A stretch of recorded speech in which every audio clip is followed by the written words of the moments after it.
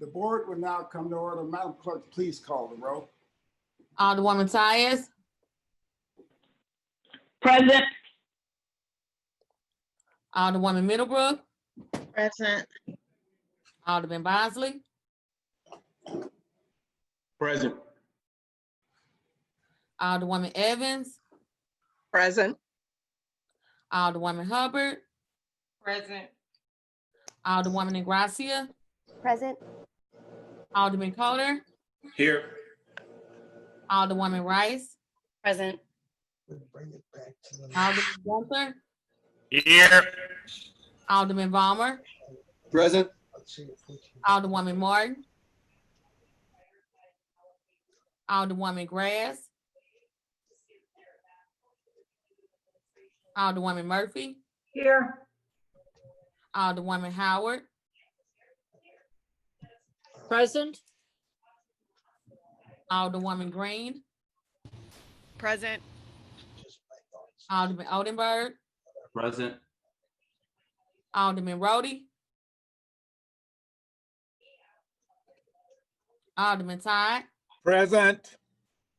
Alderwoman Davis, Present. Alderwoman Spencer,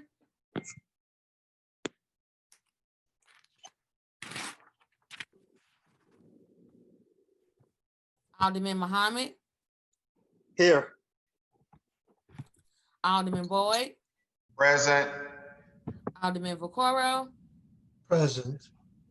Alderman Narayan, Present. Alderman Cone, Present. Alderwoman Clark Hubbard, Here. Alderwoman Boyd, Present. Alderwoman Navarro, Present. President Reed, Here. Alderwoman Martin, Alderwoman Grass, Here. Alderman Rhodey, Present. Alderwoman Spencer, Present. 28 present, you have quorum. Quorum being present, we will begin today with prayer. Giving all honor to God, Almighty God, source of all authority. We humbly ask guidance in our deliberation and wisdom in our conclusions. Amen. We dispense with line item 3, introduction of honor guests. Any introduction of honor guests. Alderman from the 23rd. Thank you, Mr. President, members of the board. As always, I'd like to have my friend Greg Meyer as my special guest. Welcome, Greg. Any further introductions? Any further introductions? Any further introductions? Alderman from the 10th, like to wrap us up. Thank you, Mr. President, members of the board. Today is July 14th. On this day in 1983, the Mario Brothers game was released by Nintendo. In 1969, the movie Easy Rider came out. But more importantly, this is 2 holidays in one. It's Macaroni and Cheese Day and National Nude Day. So you can have a nude noodle today. Enjoy yourself. Thank you. All right, thank you, Alderman. Approval of the minutes. Approval of the minutes dated July 10th, 2020. Alderman from the 22nd, you recognize on approval of the minutes. Mr. President, members of the board, I move for approval of the minutes dated July the 10th, 2020. Second. Approved by from 22nd, seconded by from 10th. Any discussion? Roll call. Madam Clerk, please call the roll. Alderwoman Tyus,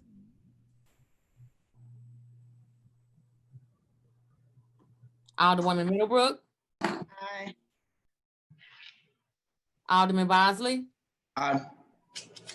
Alderwoman Evans,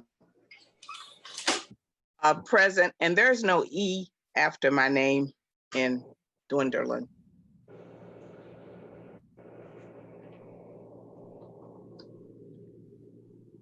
I'm sorry, were you voting present?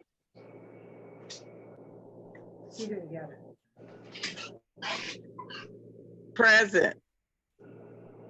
Alderwoman Hubbard, Aye. Alderwoman Ingracia,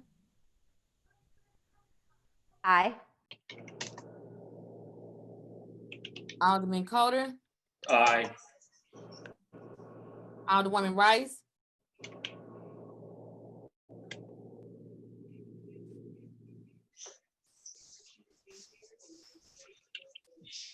Alderman Gunther, Aye.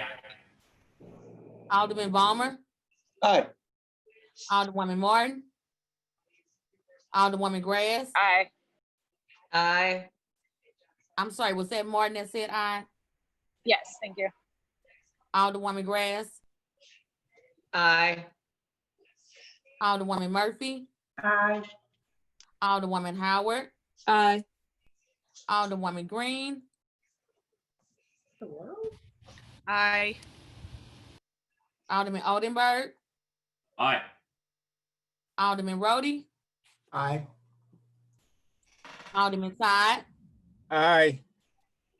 Alderwoman Davis, Aye. Alderwoman Spencer,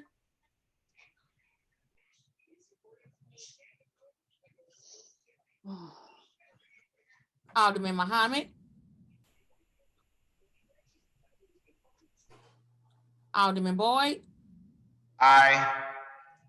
Alderman Vaquero, Aye. Alderman Narayan, Aye. Alderman Cone,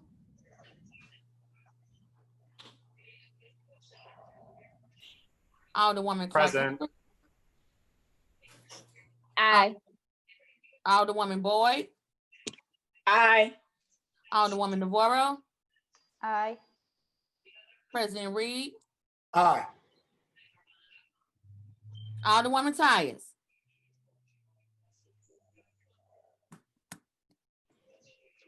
I'll follow your lead.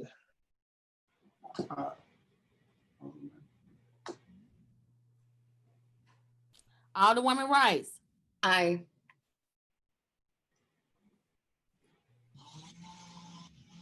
Alderwoman Spencer, Present.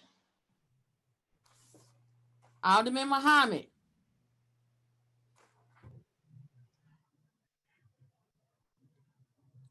(24) aye votes and 3 present. I would like to change my present vote to aye. I'm sorry. Thank you. Madam Clerk, please make note of that. The other one from the fourth vote should be recorded as an aye. 25 aye votes and 2 present. By vote, staying the motion, Alderman from the 22nd, and adopted the minutes of July 10th, 2020. Report of city officials. Report of city officials can be found in A, B, and C of the agenda and has been placed in the alderman's mailboxes.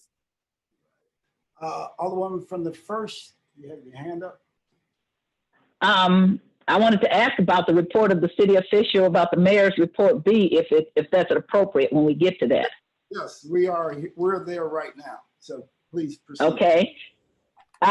So I am trying to understand board bill number 52 was disapproved and vetoed by the mayor because of which letter from Julian Bush? Do you know? No. Because I got a couple of them this week. Yeah. Madam Clerk, or Mr. Clerk, is the letter that the mayor references in the report of the office of the mayor from the city councilor Julian Bush. Is that letter on the drive related to board bill number 52? It Yes, is, Mr. President. All right, I'm please. sorry, I didn't see that. It's Okay, under I'll go back folder. and read it. It's under folder communications. Okay, I'm sorry. Okay, thank you. I'll read it. Okay, thank you. We've dispensed with line item 7. Would anyone like to take any bills off of any of our informal calendars? Would anyone like to take any bills off of any of our informal calendars? We dispense with line items One more time, nobody wants to put. We'll dispense with line items 8 through 10. First reading of board bills. Board Bill 97, sponsored by Alderwoman Ingracia, an ordinance relating to the City of St. Louis response to people who are unhoused living on public property and setting standards and procedures for remedying unsafe conditions and protecting the rights and property of unhoused individuals, including a severability clause and an emergency clause. That is the extent of first reading of board bills. Reference in committee. To the Legislation Committee, Board Bill 96, that is the extent of reference to committee. Second reading. The following board bill was reported out of the Streets Committee with a due pass recommendation.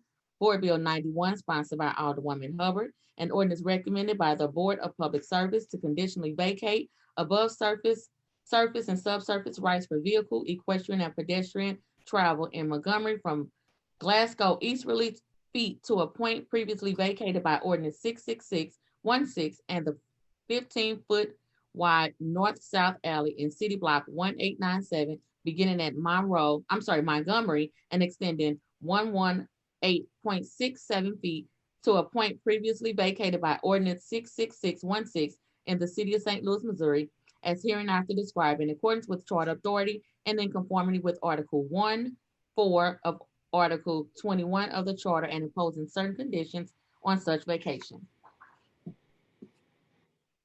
The following board bill was reported out of Legislation Committee with a due pass recommendation.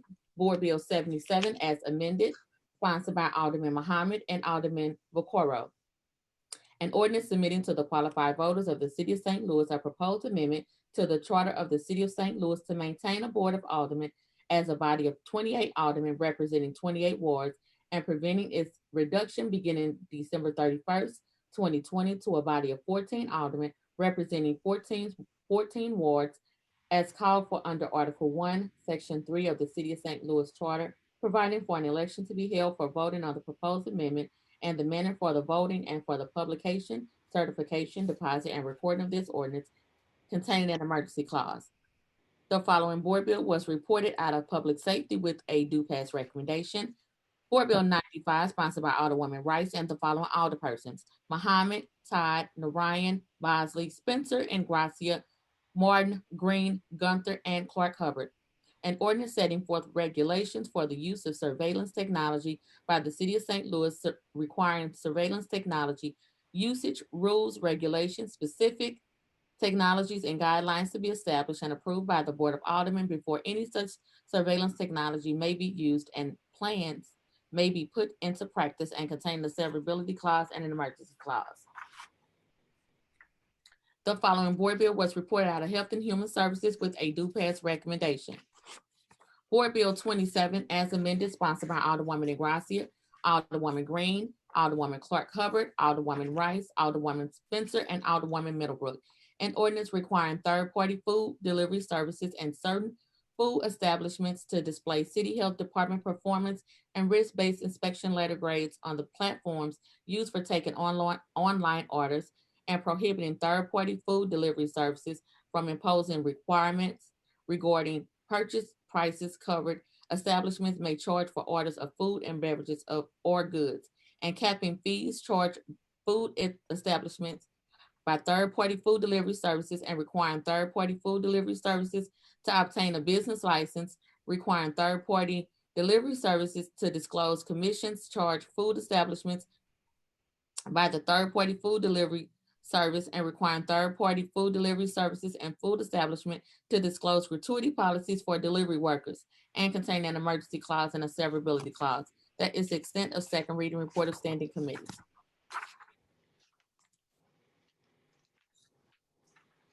We'll dispense with line item 14. Madam Clerk, please move Board Bill 44 from the perfection consent calendar and to the bottom of the regular perfection calendar. Mr. President, Yes. am I okay to be recognized? I was hoping to make a motion to move to suspend the rules. For Board Bill 27 as amended, moving it to the perfection calendar. Second. I have not recognized her for the motion yet, so you can hold on a second. So, said Board Bill 27 as amended. That's correct.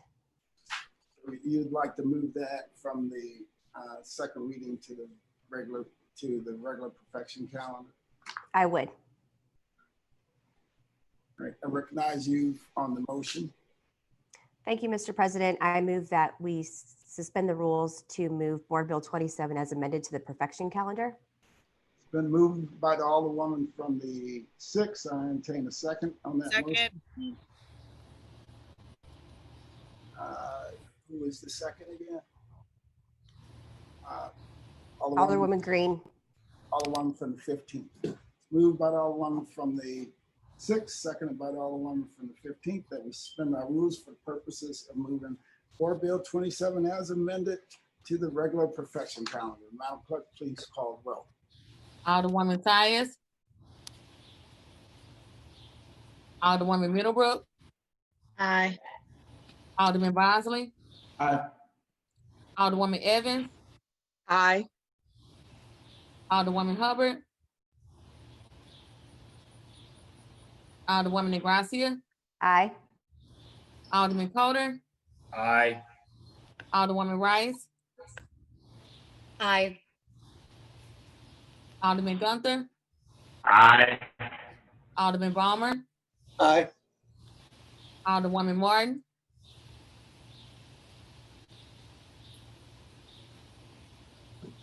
Alderwoman Grass. Aye. Alderwoman Murphy.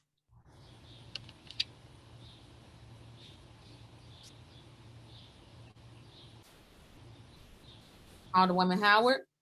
Aye. Alderwoman Green. Aye. Alderman Oldenburg. Aye. Alderman Rhodey.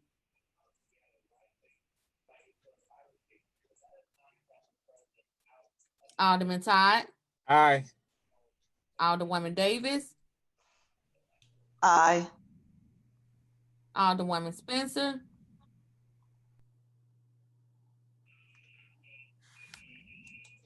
Alderman Muhammad. Alderman Boyd. Aye. Alderman Vaccaro. Aye. Alderman Narayan. Aye. Alderman Cone. Present. Alderwoman Clark Hubbard. Aye. Alderwoman Boyd. Aye. Alderwoman Navarro. Aye. President Reed. Aye. Alderwoman Tyus. Oh, I'm sorry. I said aye. It was muted. I'm sorry. Alderwoman Hubbard. Aye. Alderwoman Martin. Aye. Alderwoman Murphy.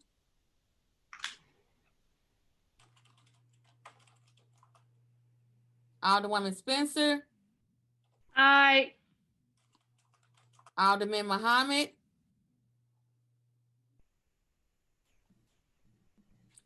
$25 aye votes and 1 present. I vote you stay in motion, Alderwoman from the 6th, and move Board Bill 27 as amended to the regular perfection calendar. Clerk, please place Board Bill 27 as amended at the end of the regular perfection calendar. So noted.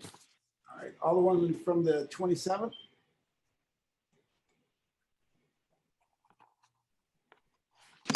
I'm sorry, I didn't have a question. I'm sorry, Mr. President.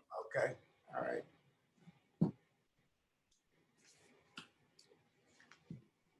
Board perfection consent.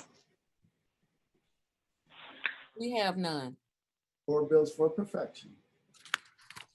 Board Bill 44, sponsored by Alderman Narayan, an ordinance for regulation and control of air pollution within the city of St. Louis, repealing ordinance 68137, approved October 31st, 2008, ordinance 70 70607, approved July 19th, 2017, and ordinance 71146, approved May 7th, 2020, pertaining to the regulation and control of air pollution, and enacting in lieu thereof a new ordinance for the purposes of clarity pertaining to the same subject matter and containing a severability clause, a penalty clause, and an emergency clause.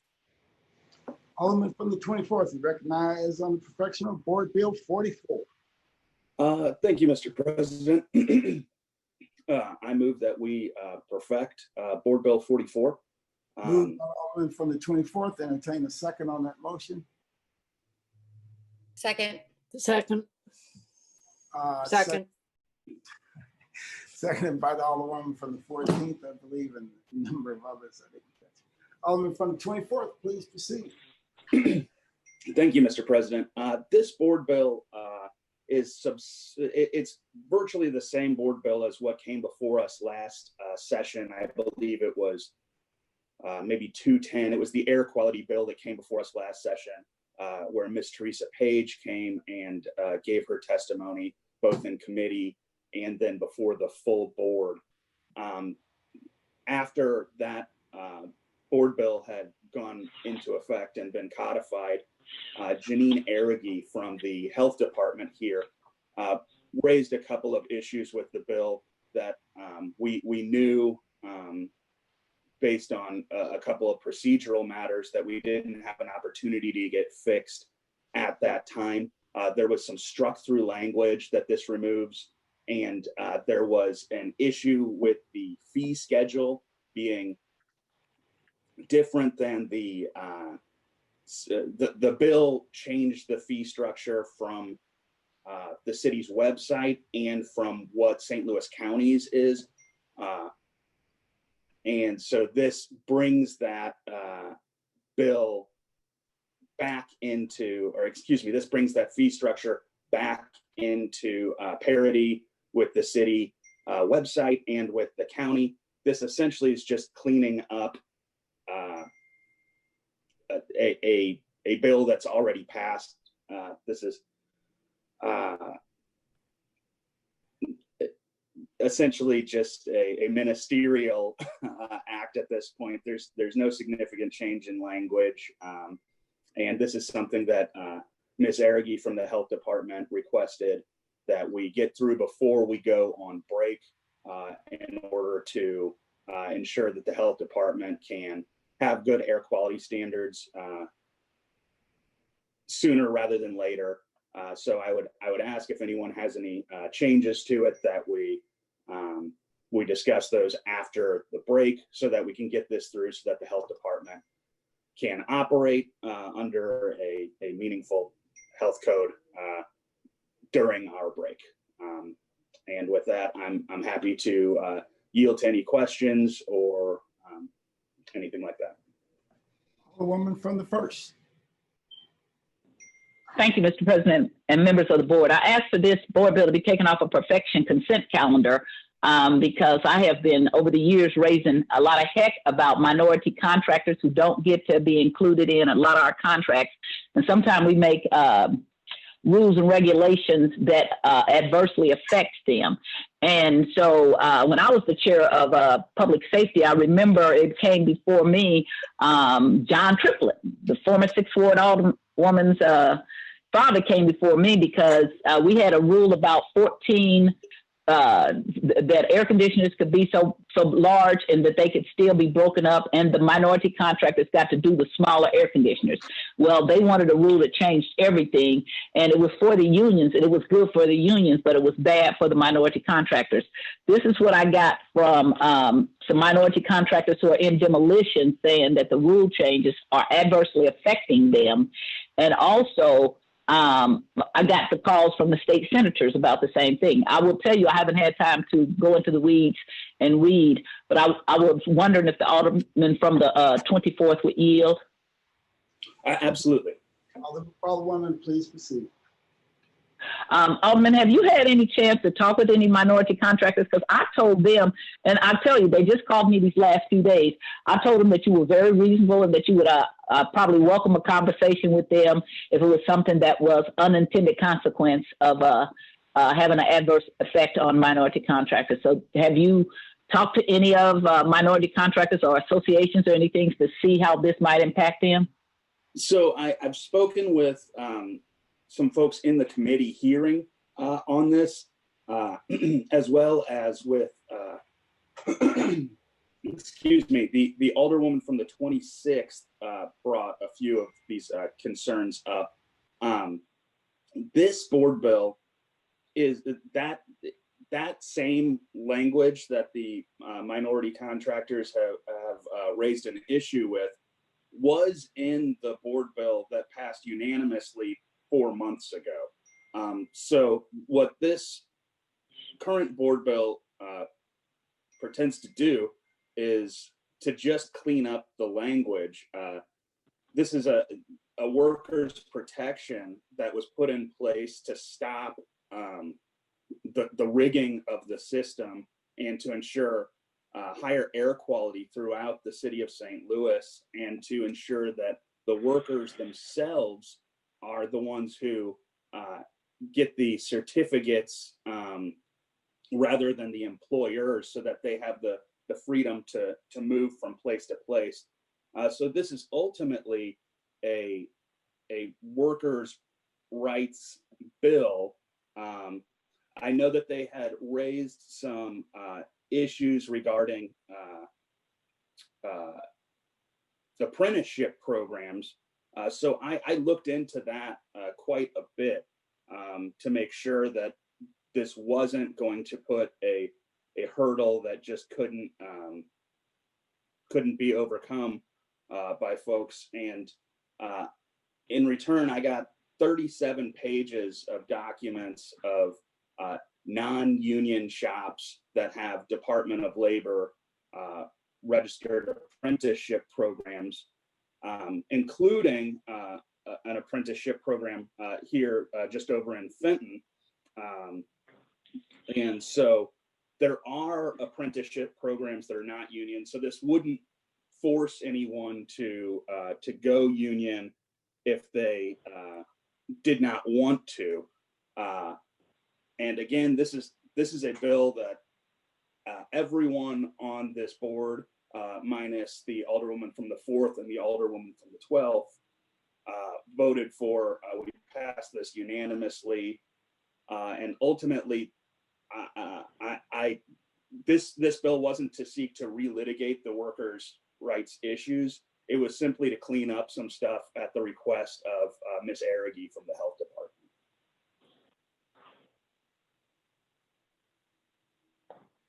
So I appreciate that. I remember voting for this because I remember you said you were gonna have to come back and clean up some language, but I had not been contacted by minority contractors, more than one. In particular, there's one young lady that I have watched grow, and she is very, very worried. It's a Black female, and she's very worried about this.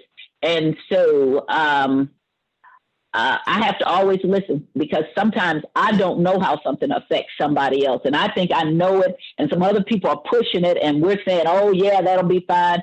I know there's some problems with our military bill that was passed, and it has had an undue effect or harshly on African Americans under the way it was set up. And so when I was the chair of the public employees, I actually had a chance to converse with our personnel director, and he said, oh yeah, that's really hurting Black people. So I don't think it was written to hurt Black people, but the numbers are doing that. So sometimes when we pass legislation, that's why I talk about unintended consequence. Sometimes people mean for that to be the consequence, but other times I don't think that it means to be. So when they reach out to me, it is my duty to bring this up, and I need to further investigate. So I right now cannot support the bill. I'm not opposed to it. I want us to have clean air, and I want us to have good laws, but I need to do my due diligence, which I have not had a time to do.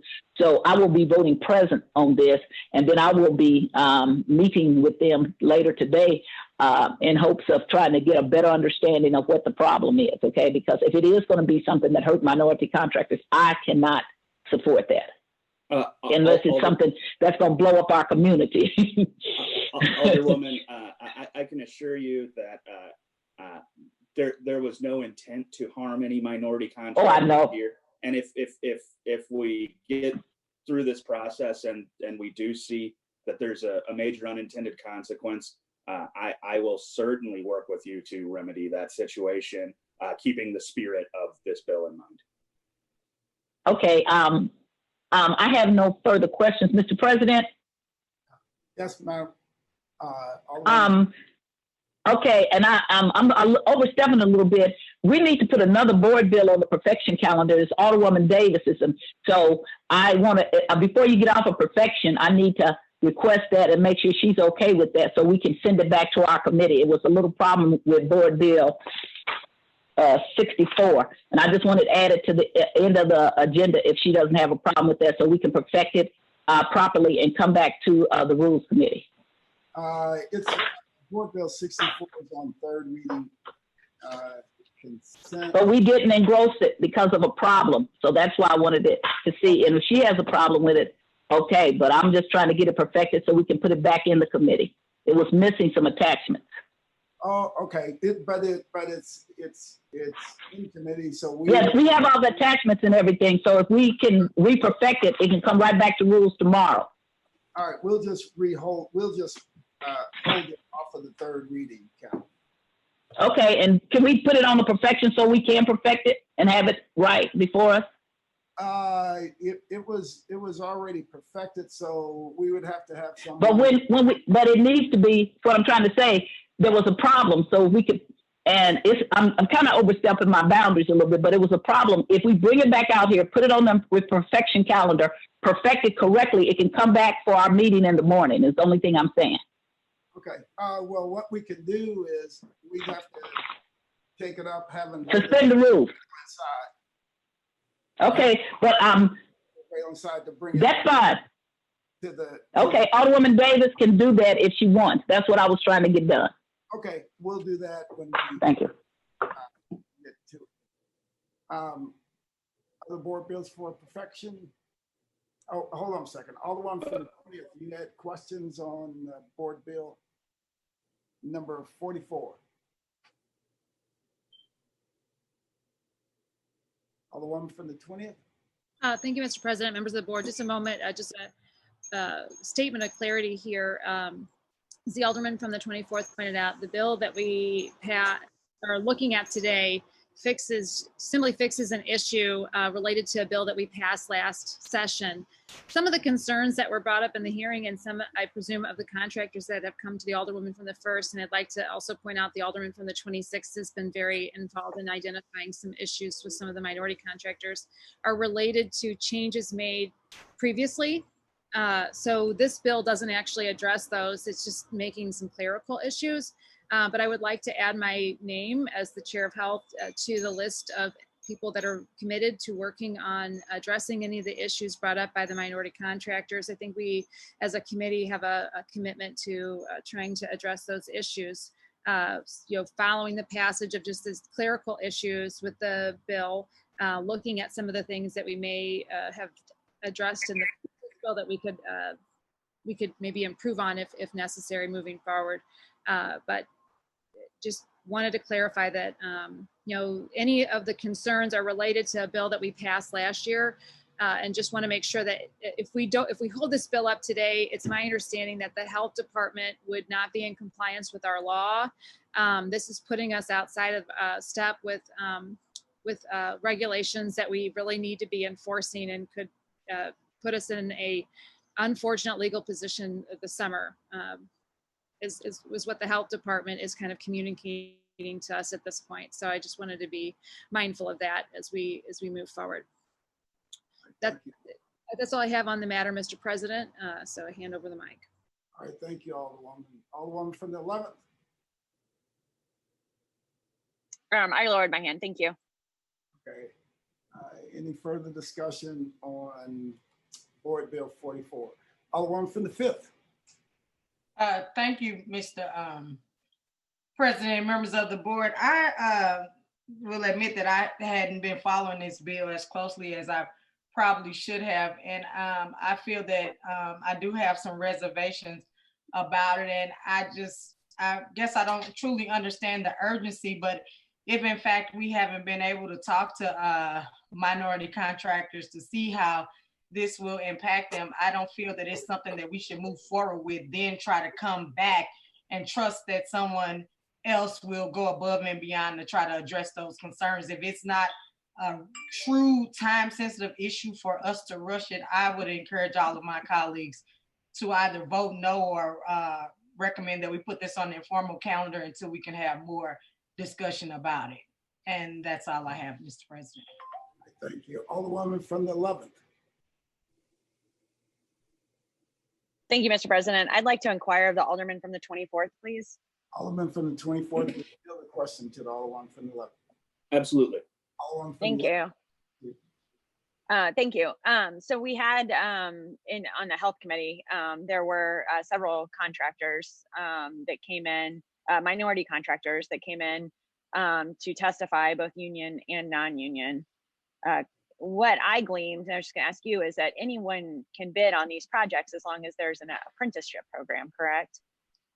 Absolutely. They meet those apprenticeship requirements. Well, and I shouldn't say anyone. I should elaborate on that answer. Yes. However, not this current bill, the previous bill did remove some conflicts of interest. So you couldn't both do the testing to see if asbestos was present and then do the demolition work. And that is because people were rigging the system. They were testing to show that there was either more or less asbestos present than there actually is, in order to raise and lower the bids and the costs of the ultimate demolition work. So part of this bill does change the ability of any contractor across the board to both test for the presence of asbestos and then do the demolition work. So I just want to be clear there. But yes, okay. Going through the apprenticeship program, anyone can go through the apprenticeship program and then do the work. They just are not able to do both sides of the work. Okay, and also these are apprenticeship requirements set forth by the state, correct? By the Department of Labor? The Department of Labor, yes. Okay, but it doesn't have to be union, correct? Absolutely not. Anyone can engage in that, yeah. I mean, the apprentice, I feel like we kind of, sometimes this gets lost in these conversations, which I, completely understand. We want to make sure it's a fair process. I have a minority female contractor in my ward, a constituent I've been working with, and I see firsthand, just working with her, just some of the processes that can be a little difficult sometimes, and the hurdles. And as a woman, I feel her pain on that. But also I feel strongly that we need to uplift these apprenticeship programs that are, these men and women get paid a living wage. It's not like some of us who came out of college with debt. They get a paid living wage. They get incredible health insurance a lot of the times, to get trained for these job skills that will continue to pay, these jobs that continue to pay great wages. So I think sometimes that the importance of these apprenticeship programs are lost in these conversations. And also, I don't know if anyone remembers, but two workers who had not gone through the same type of training that these apprenticeship programs offer, unfortunately, were killed in an elevator shaft during one of these abatements downtown. I don't know if anybody remembers that a couple years ago, but that's just something really important to remember. And it just kind of focuses the importance on the workers, and then also just in addition to the air quality issues too. So, and one other thing, I just want to add that for those of our colleagues who haven't watched the health disparity presentation that was in health about 3 or 4 weeks ago, talking about our air quality disparities in the city of St. Louis, I think that's really important. Everyone should go watch that. It doesn't take much time, but it's pretty eye-opening. So, well, thank you very much for letting me talk your ear off, Alderman from the 24th. And with that, I'm done. Anytime. Thank you, Mr. President. Thank you. Alderman from the 22nd.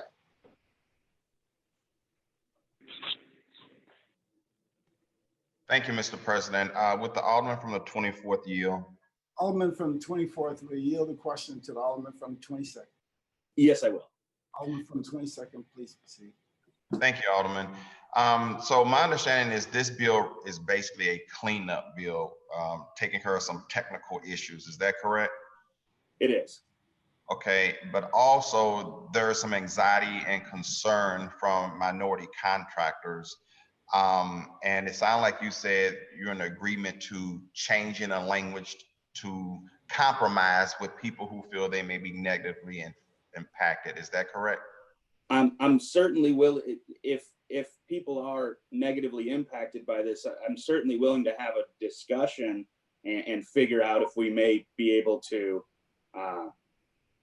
tweak anything that keeps the spirit of this bill alive, which is to ensure that workers are protected and to prevent the idea that the fox is guarding the hen house on these conflicts of interest, and to ensure that when workers are dealing with asbestos, that they are properly trained and certified and have the knowledge base, because asbestos is something so dangerous and so just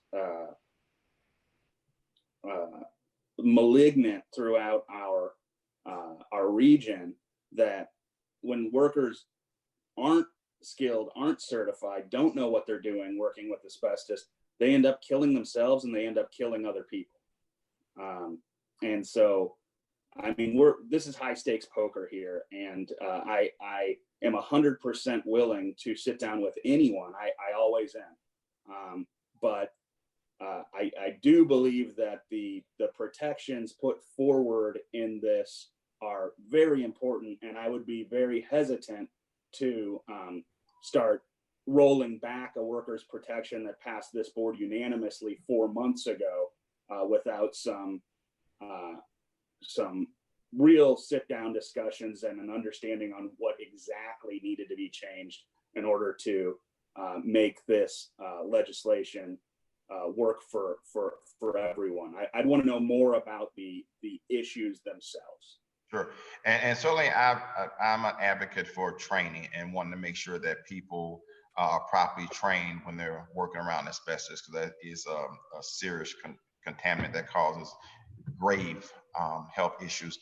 But in light of some of the conversation that we're having today, would you mind if it just goes on the perfection informal calendar so that we can have more discussion about it?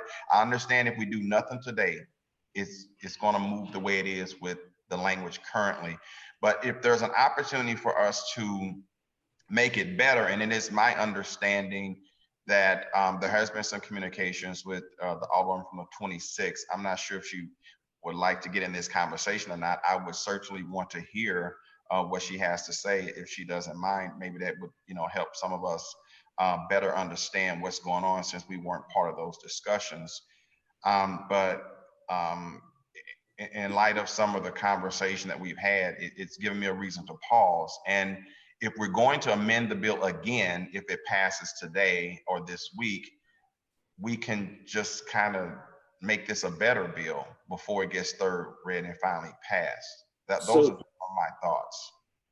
So I understand that, and if we were another few weeks back in the session, I would certainly be more open to that. My concern now is, the entire purpose of this bill. Ms. Arragee from the Health Department let me know that there were some issues that were holding up the Health Department from effectively doing their job. And so if we put this on informal, that means that it's going to be several months now where we don't have a meaningful air quality control in the city of St. Louis. So I think it's important that we get this through so that our health department can do their job while we have these conversations, rather than handcuffing our health department and removing the protections that this bill intended to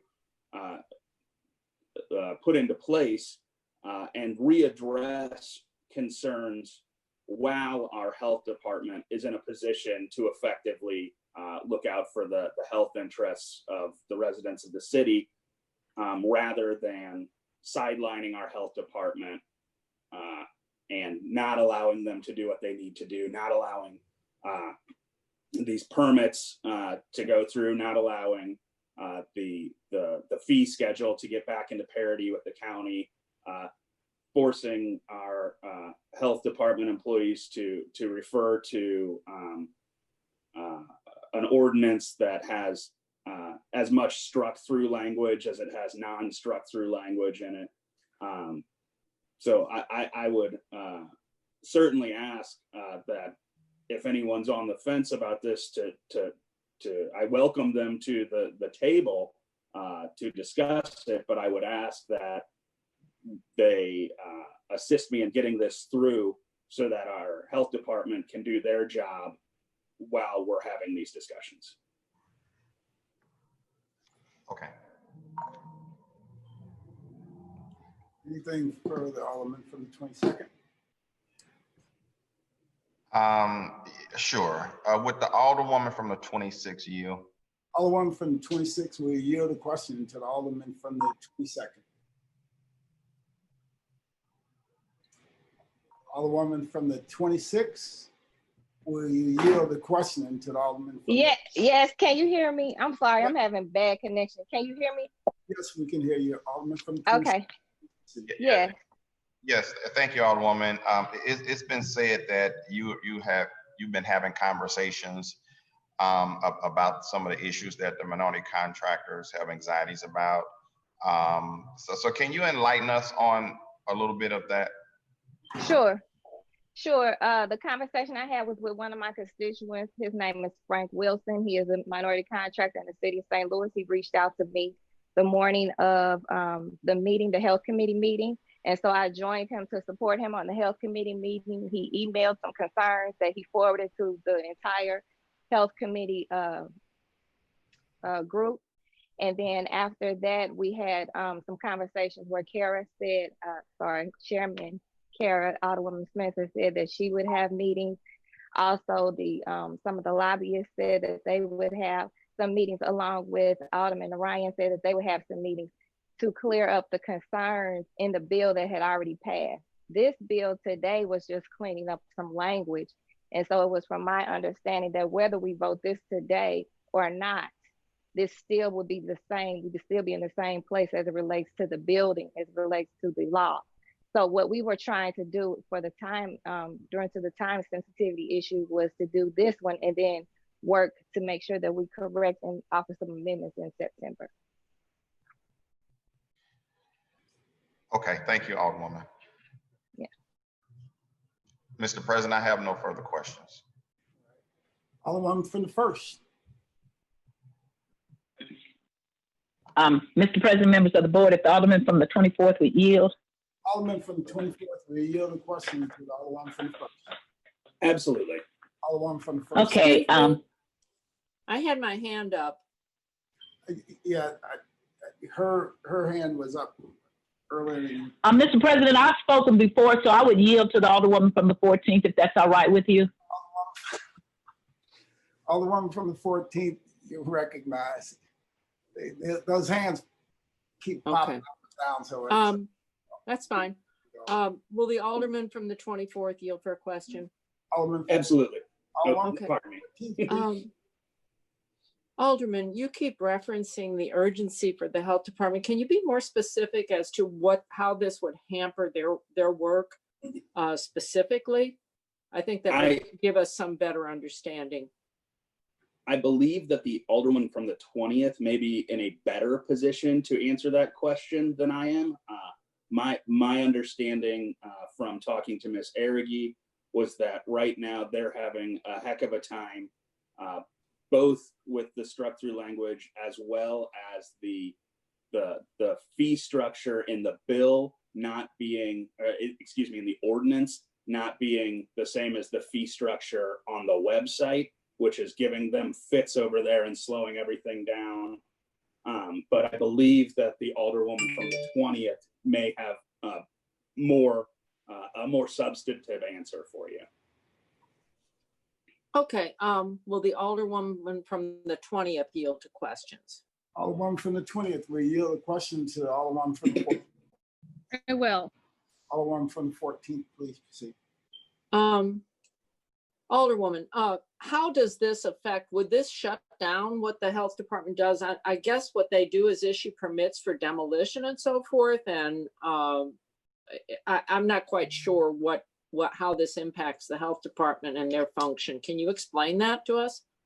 It's kind of complicated. You may remember a couple of years ago, we did an air quality bill where, I could take a step, give you the history. The state used to fund air monitoring throughout the state of Missouri, and they used to fund cities to do that. In 2010, through nothing more than a line item veto, Governor Nixon eliminated funding to cities to monitor air, which was really disastrous for St. Louis because we could no longer afford to do any of those inspections. And so what happened is the state of Missouri took over. We had one inspector for the entire sort of St. Louis region. It was St. Louis City, St. Louis County, and even broader than that. So they're really, for one inspector covering that area, we weren't really ensuring compliance with our laws, and they were enforcing state laws rather than city laws. And in a city, you have people living much more closely together. You have demolitions and other things that really impact air quality. So we have higher standards than you would find in rural Missouri for asbestos and other contaminants that can go in the air. If you demolish an old building in the middle of the countryside, it's not going to impact your community as much as it would if you demolish a building full of asbestos here in Grabway Park, where the particulate matter will just go to lots of different members of your community because people live so much closer. So in 2016, I started working with the health department on trying to localize our air monitoring. And at that time, we worked with the coalition of St. Louis County and St. Louis City to bring our ordinances in line with one another so that we could have a regional approach. And so that if you have demolition contractors, any kind of contractors that were interfacing with the city or county, there was some uniformity between the city and county on those issues. You didn't want contractors having to have totally different air regulation, in the same region. And that took us a couple of years to get to the culmination of a bill that we passed a couple of years ago that started this process. Now, the Alderman from the 24th took this a step further. Let me take a step back. Following the passage of that bill, we finally got our own air quality monitors here in the city of St. Louis. And we did that by redirecting the fee that the contractor paid previously to the state. We redirected it to the city of St. Louis, and it gets us about $150,000 a year in revenue, and that enables us to hire an air quality inspector. Alderman Narayan took this a step further with the bill he's got in place that further protects workers. The bill that passed last year, the concerns that are being raised by the minority contractors. And I have to agree. I think we should look into these. Anytime contractors have concerns, we should look into them. But the bill that was passed last year puts those changes in place. And from to the point of the Alderman from the 21st, or excuse me, the 22nd, this bill it doesn't impact those concerns. I do think we should continue to have that dialogue. I'm committed to it. But the bill before us today simply puts in line what Alderman Narayan, the bill last year changed the fee structure so that we could generate more revenue for the city. But that puts us out of line with that regional agreement we have to make sure that the fees and the structures are uniform across the region. This fix puts us back in line with the regional approach, and I think helps keep us uniform. Allowing us to stay out of step here is problematic for the health department because they feel like maybe they're not operating within our current law because of the flaws in it. And the longer that this is the case, I think the more problematic it is for our health department, and we want to make sure that we don't put Dr. Eccles and his crew in jeopardy there. So it's a conflict here. I think the Alderwoman from the 5th brings up an excellent point. We often say we're going to go back and do things, and we sometimes don't do it. We should be committed here to continuing that dialogue. But I do think, just to protect Dr. Eccles and his crew, we could maybe fix this for the summer. I'm really grateful to hear the concerns of the full board, almost, it appears here today, to continue to discuss how important it is to both protect workers and to protect the ability for minority contractors to do work within our city, especially at a time of very, very high unemployment and high vacancy and high need. And I think the commitment of the sponsor is there, the commitment of the health committee is there, and it sounds like the commitment of the board is here to continue the dialogue.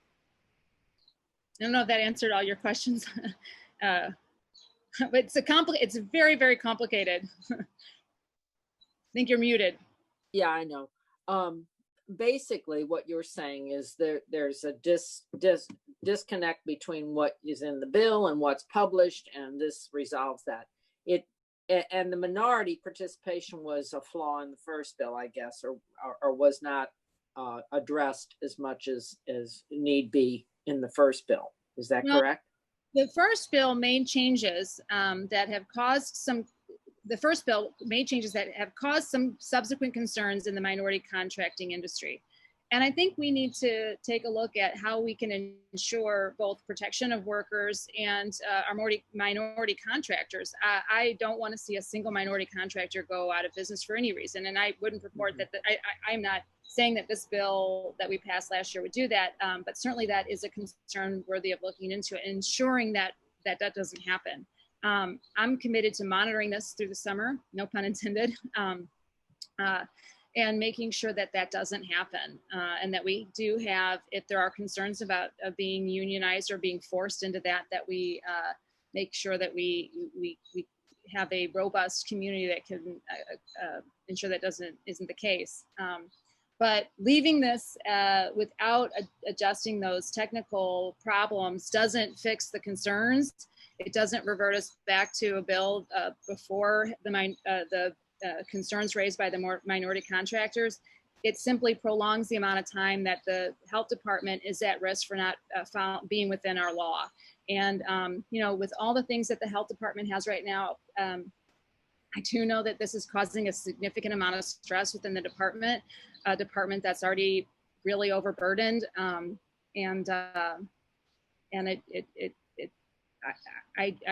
hate to see them continue to be burdened, with the stress of not being within compliance. Okay, I understand. Thank you. That's all I have, Mr. President. All right, thank you, Alderwoman. Alderwoman from the 1st. Thank you, Mr. President. So as I listened to the Alderwoman from the 20th, and I remember when we actually were at meetings, it was the young lady's birthday and we had to change things and get things done. So I kind of remember that meeting vividly. But what I hear is that once this bill went into effect, contractors, Black contractors, minority contractors said, hey, this is affecting us.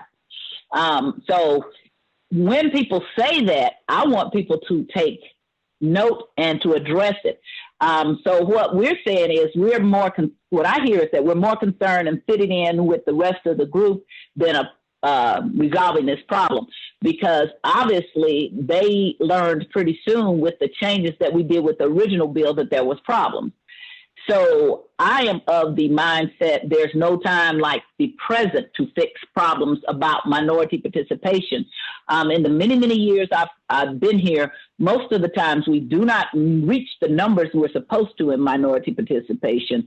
And I want good air quality. I don't want the fox to guard the hen house, but I don't want to disregard minority participation. That is very, very important. And so sometimes you have to do what's called hostage politics, which is that I'm not fixing your problem because you're not listening to my problem. And so in this case, I hear everybody saying, oh, we'll have a conversation, but let us get this passed.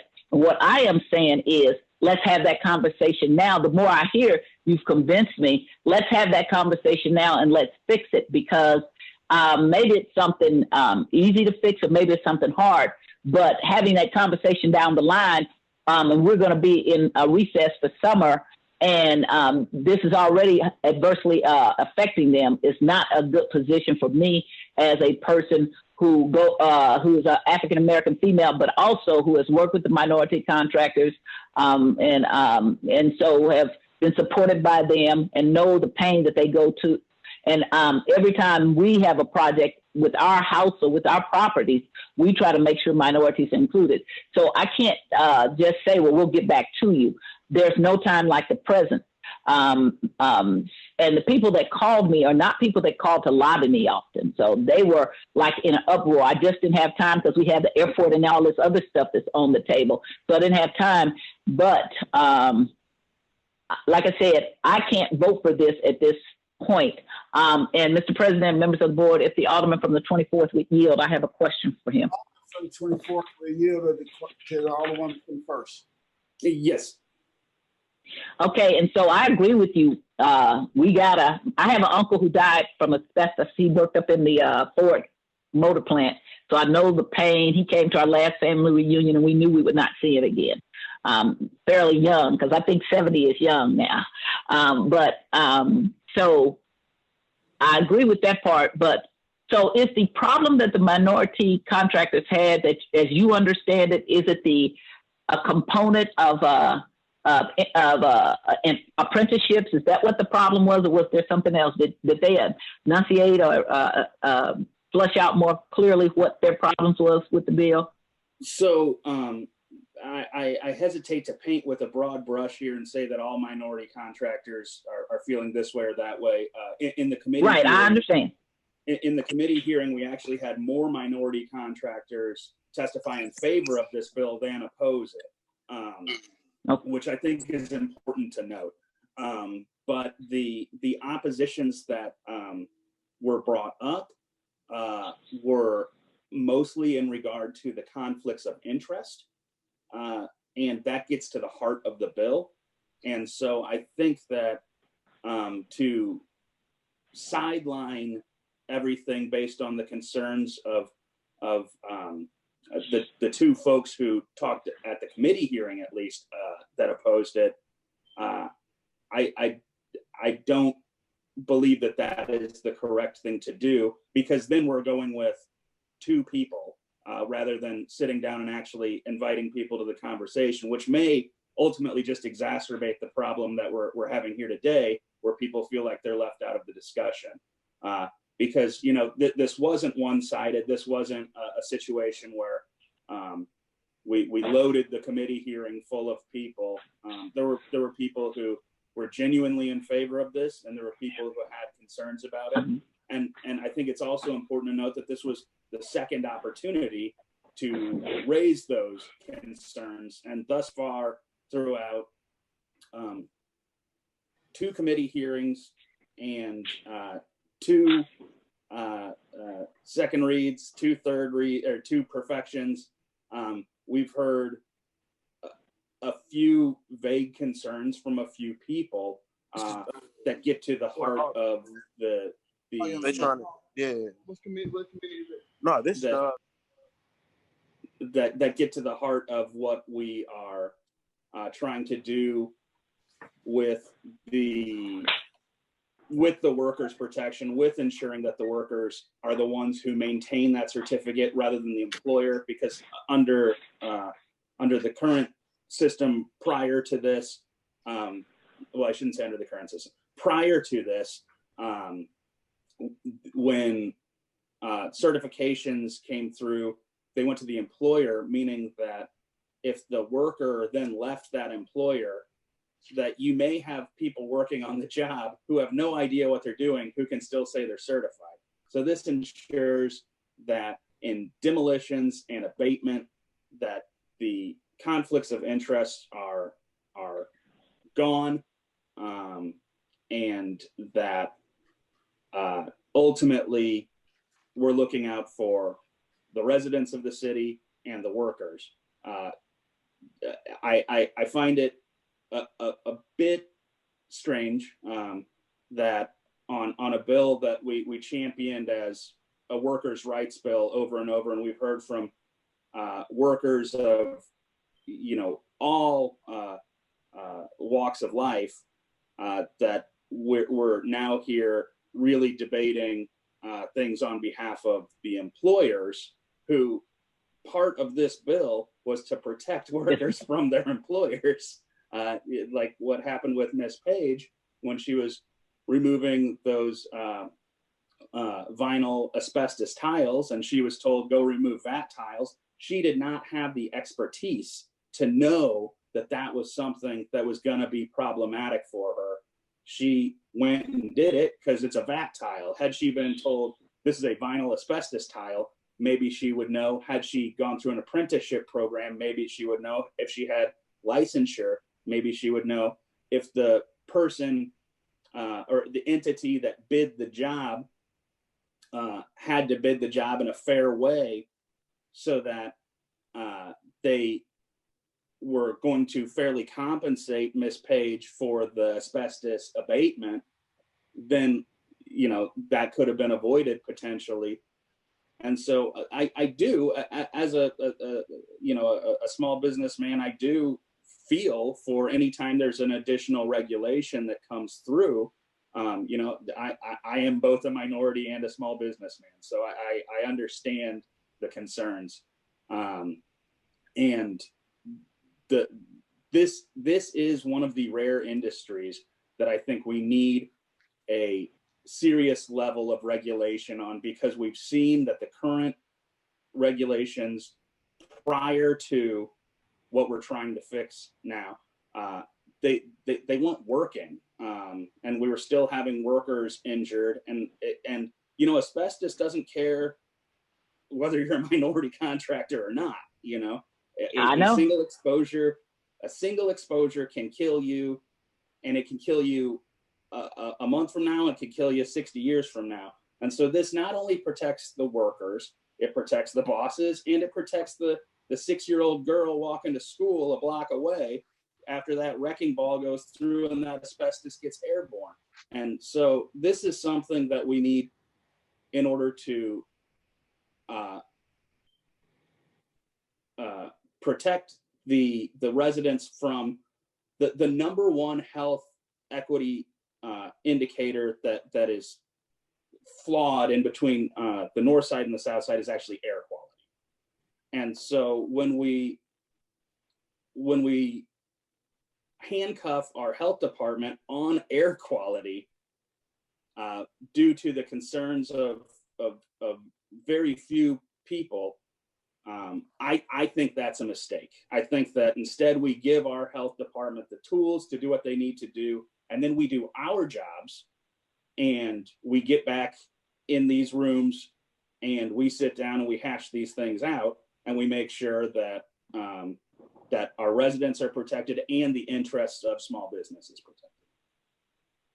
Thank you. So that was going to be my other question. Was the level of support, as you saw it, maybe based on if it was a very small company versus maybe one that had more resources? Do you know, or you have any idea? Or not support? You know, I haven't had sufficient opportunity to really sit down and really get all the moving parts on where the concerns are, to the point of knowing it's a small company versus a large company.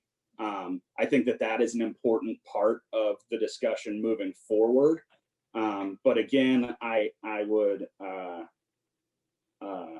ask that we not handcuff our health department while we're having those discussions. So, Alderman, as I said, I'm just going to vote present. I just haven't, I mean, I support everything what you're saying. Like I said, watching my uncle die and last family reunion, and he's on, he's got oxygen with him, and we know we're not going to see him again. It's a painful thing. And so, and he was a vibrant man and just reduced to nothing. And he was working in the Ford plant up in Detroit. So I do get what you're talking about. I'm concerned though whenever people reach out to me and lobby me. I'm not one that is open up to a lot of lobbying. So this is a person who I really respect. And so I just haven't had enough time to hear what her side, because sometimes you just don't know the other person's side. So I'm just going to vote president. I'm not trying to hold it up, but I'm going to vote president. And I am going to reach out to her this evening to see if I can get more information about it. Thank you. I have no further questions. Thank you, Mr. President. Any further discussion? Alderwoman from the 26th.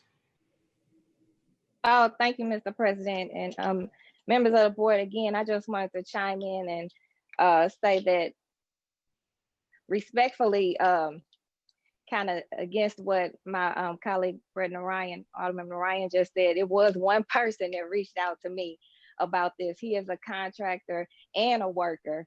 And the other entities that reached out subsequently from him are contractors and workers, and they are in our communities. And I apologize to him for dropping the ball and not catching something that I could have catched prior to this when the bill went past. But I believe in the spirit of the bill. I believe in the spirit of Ms. Page. We actually still stay in contact. It was kind of hard to hear her voice when you played it during the committee meeting. But the reality is, again, that what we're voting on today doesn't change the law of this bill. So we do have to come together and work together collectively. And I'm hoping that Alderman Narayan and others will be at that table more than that felt like they were not at the table before, to move forward with this and be ready in September to offer some amendments. So thank you again for the time and the commitment.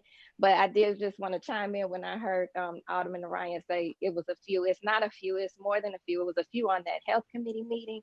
But even if it was one, which was what made me move my constituent, Mr. Wilson, I think we owe them the opportunity to have their concerns heard and addressed. Thank you. Thank you. Any further discussion? Alderman from 23rd.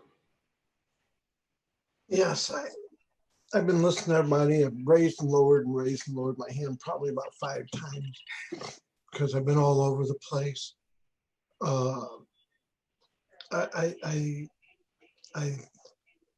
When I listen to everyone, I certainly agree with what Alderman Narayan is saying, but I also noticed that the caucus in particular, the Black members, seem to have a real concern, which bothers me a lot.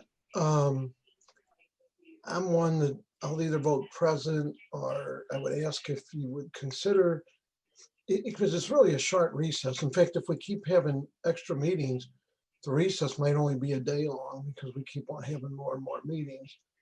And I will blame myself, because I certainly know that I could sit in on any committee meeting, and I did not sit in on the health committee meetings. Usually I don't always sit in on meetings, so I will blame myself. But if I just want you to know, in case you're counting votes or you're thinking, okay, well, this is how, I don't want you to accidentally kill this if moving it out a little bit would be helpful. So I'm just letting you know, it's so much easier when we're all together that we can talk to each other. It feels kind of silly having to do this, but if you're counting votes, on perfection, it's a simple majority, but I'm sure that I'll be present on this with the hope that we can get this worked out. I don't know that there's a real answer. And I do respect what you're doing. I guess I'm not as much up to speed as I should be. So I just want you to know, if you're counting votes, just understand I'm present doesn't mean that I'm not supporting what you're doing. It's just, I guess I'm not informed enough to vote. And I appreciate that. Thank you.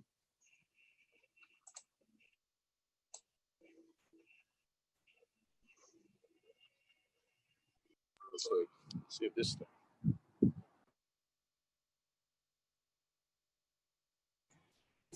I was muted. Alderwoman from the 19th. I forgot to unmute myself. Thank you, Mr. President, members of the board. I've had a chance to listen, but I've also had a chance to experience. And the history of this whole asbestos profession has a lot of history to it. And right now, the minority contractors really have to protect themselves, because there was a point in time when we had free training for everybody for the asbestos program. And when nobody else wanted to do the job, and it was primarily minorities doing the work, and then the actual pay raised so high that all of a sudden now everybody wants to take it over. So we need to make sure that it's not impossible for them to participate, and make sure that the requirements allow them to not only provide the knowledge of training that is available to those who would like to be trained, but does not tie their hands as a small company that they would have to set up a training program. So I think we need to talk about this. And as long as this bill has been moving forward the last 2 or 3 weeks, I think that we could have had that conversation to get it cleared up. And I've worked too hard and too long with the minority contractors and making sure that there's equity. And I'm not one to back down at this point. So I think it would behoove us to put it on the informal calendar. And I think that if we move hastily to make sure that the appropriate meetings are held, I think that we will be okay. Because when we talk about entities, you have to remember that the coalitions that are out here that are trying to work together to make sure that they have equity, they don't have the luxury of hiring lobbyists. They don't have the luxury of having fancy offices to have people sitting in them to take care of the paperwork that needs to be done. The owner is working just like his laborers. So I want to make sure that we get this right. And if we've been doing it this way for, I don't know how many years, it's not going to hurt for another month or two.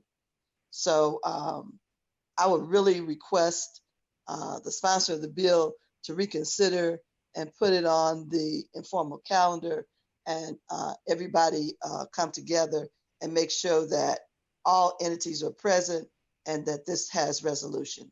Thank you, Mr. President. All right, thank you. Alderman from the 3rd. Thank you, Mr. President, members of the board. With the Alderman from the 24th yield.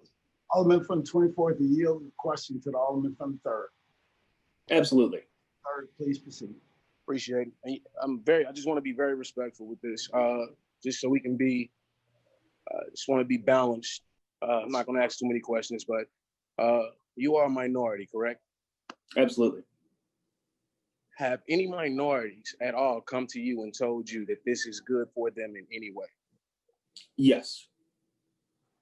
Do you have any letters or any support letters, anything that can support, not saying that you yourself are not credible, but when things like this come up and you do have individuals in bulk, and this is not just on your bill, but on the ones before, also, we have already stated that this is something that minorities will feel like will affect them. After the bill was passed, they came out and said it affected them. Now we're saying we want to clean up some clerical things, and we still have not fixed what they have said or looked into what these individuals are saying affected them. We don't have a clear, concise idea as we're going back and forth on how it affects minorities. So as we're saying, we're going to take an effort to clean it up when they're already voicing opinions on something that pre-exists is hurting them. I think it already states this, we're off on the wrong foot. So if at bare minimum, we don't have companies that can come forth and say, I support this, this is why, and this is why other minorities should get on board, because this is about minorities. It's not just about air pollution. Now, let's keep it real. We know for sure that on the north side of St. Louis, we have 3 times likely higher risk of getting asthma and any other diseases that come from air pollution. That's real. We know that a lot of our buildings been torn down and built up over the years have not been checked. We know for sure that as development moves north, because it is, we have development plans that are being worked out for certain parts of the north side right now. We have over 12,000 parcels that the city owns, LRA. And as developers come in and want to tear things down, the minorities that exist right now are afraid that they will not have the opportunity as they do right now. They dominate the demolitions on our side of town. When more money starts to come, those things will be something that is non-existent for them if we put more levels of scrutiny on these permits and any other things that they may not be able to obtain based on not working with them from the jump, asking them, are these things obtainable? So there should be some type of balance or some type of report, something from the minorities who do agree with this, that gives us something in writing that we can say why specifically these minorities agree and why these minorities disagree. Now, all of my sisters have asthma. My area is one of the worst in the entire city when you look at air pollution and asthma. We got it. I grew up in it. I was lucky enough not to catch it. I also understand that if we had more money in the neighborhood, then we'd have more people doing the right thing. We are still in that same position that we were in 20 years ago when I moved into the third ward.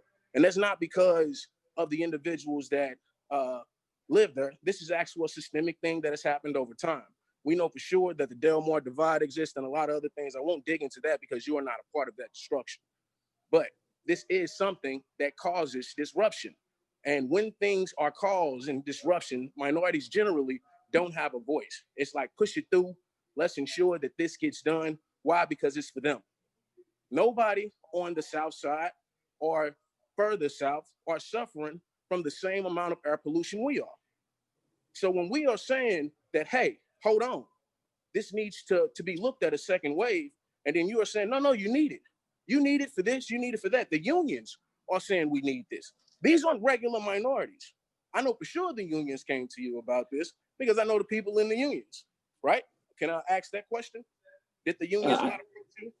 I absolutely spoke to the unions about this. I spoke to labor about this issue for quite some time. To address your earlier point regarding the minorities that do support this, we heard from several minority contractors and minority workers who do support this in the committee hearing.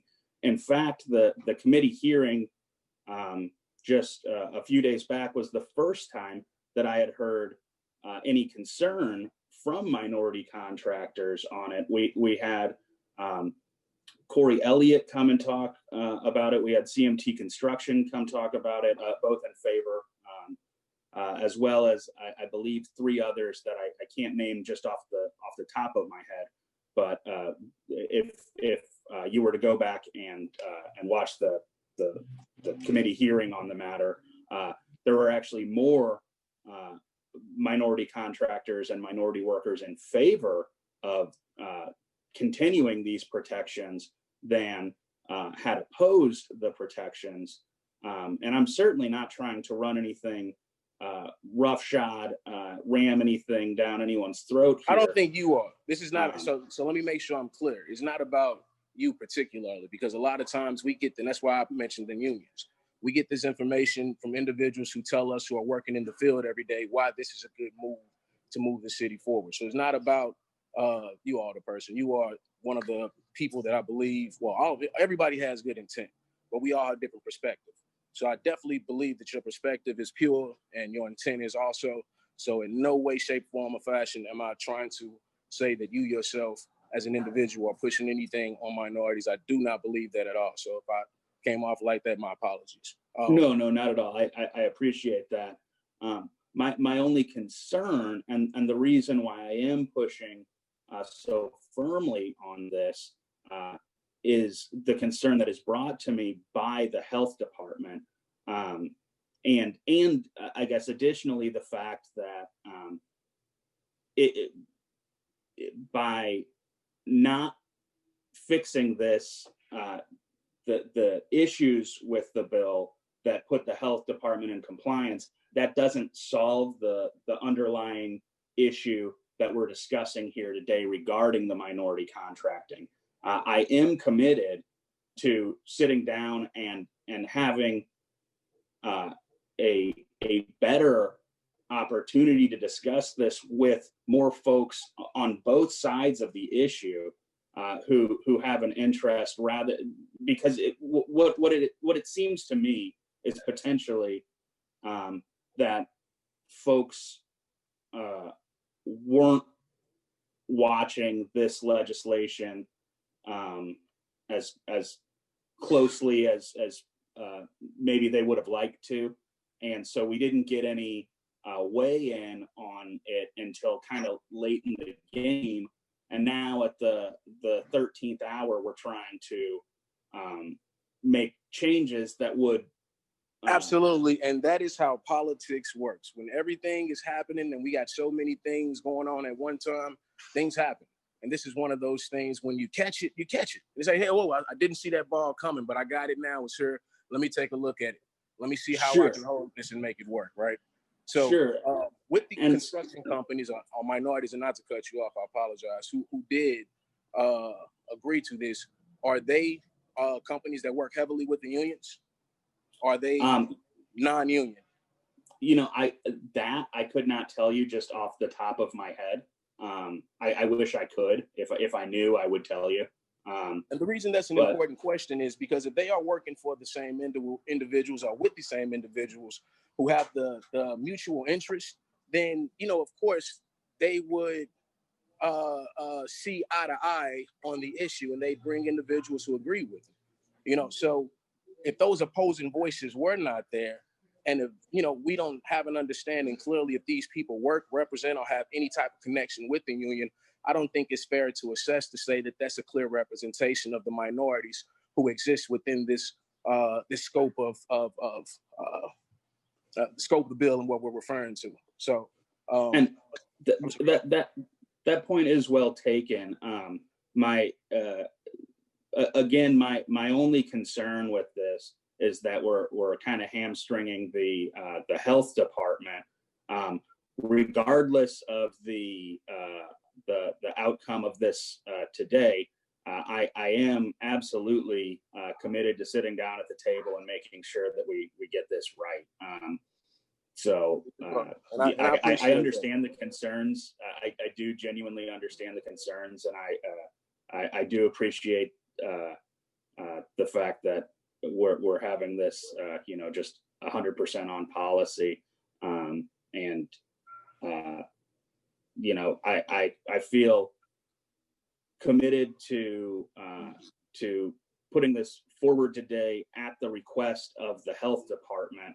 And if it fails today, then we'll readdress it.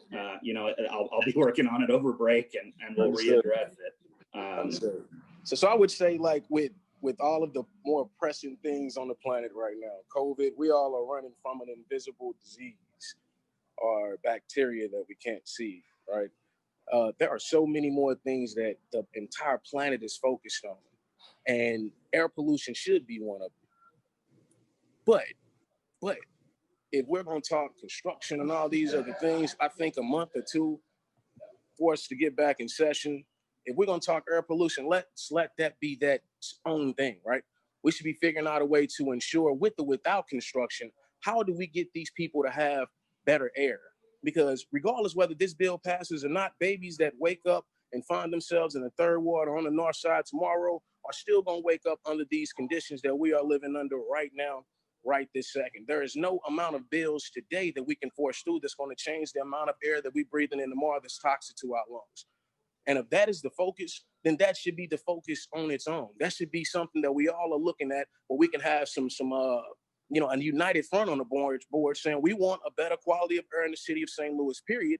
And we definitely want it for those who have not had it, who does not have the chance to, you know, run and have clear lungs before they get to the age of 13. So once again, if that's something that we want to focus on as a city, and let that be a conduit into all of other companies, ensuring whatever they output in emissions and everything else is up to quality within the city, then that's fine. But let that be the focus, and let's not tie it in with a million other things that we are going to end up feeling like there's controversy behind, because there's other folks that are involved who feel left out. This is about air. And if that's what the focus is, if that's what the health department is saying, this is about air, we are holding them up from being able to give us better air quality, then let's look into some ways where it has nothing to do with construction that gives us a better air quality in general. So we're not even talking about the unions or this or that. There are plenty of things we can look into. And I think right now, this is not the perfect time with everything that's going on and so many things that we have to focus on outside of just the board. If this is a change that we feel like is a structural change for individuals who depend on money right now, which every single contractor out there that's minority, they depend on every dime and every dollar and every contract they get with the city. The harder we make it for them to get these contracts, the harder it is for them to feed their families. The harder it is for them to feed their families, the easier it is for us to go back out into our neighborhoods and find alternative methods. That is not the way that we should be working as a city, and that's not the way I think that you intend for these things to go. But everything has unintended consequences, whether positive or negative. This is something that we already see has already negatively impacted some people, and we have not looked into that just yet. Imagine the folks who have not spoken up. I just want to lay that out there. I appreciate what you're trying to do for us. With that, I yield the floor. Thank you, brother. Unless you want to say something else, I don't want to just cut it off. Yeah. I would just like to say one thing. So, you know, when I came here today, I was pretty committed to just letting the chips fall where they may on this, because it seems like, you know, we're just going to have the status quo if it were to fail. But I think that there's been enough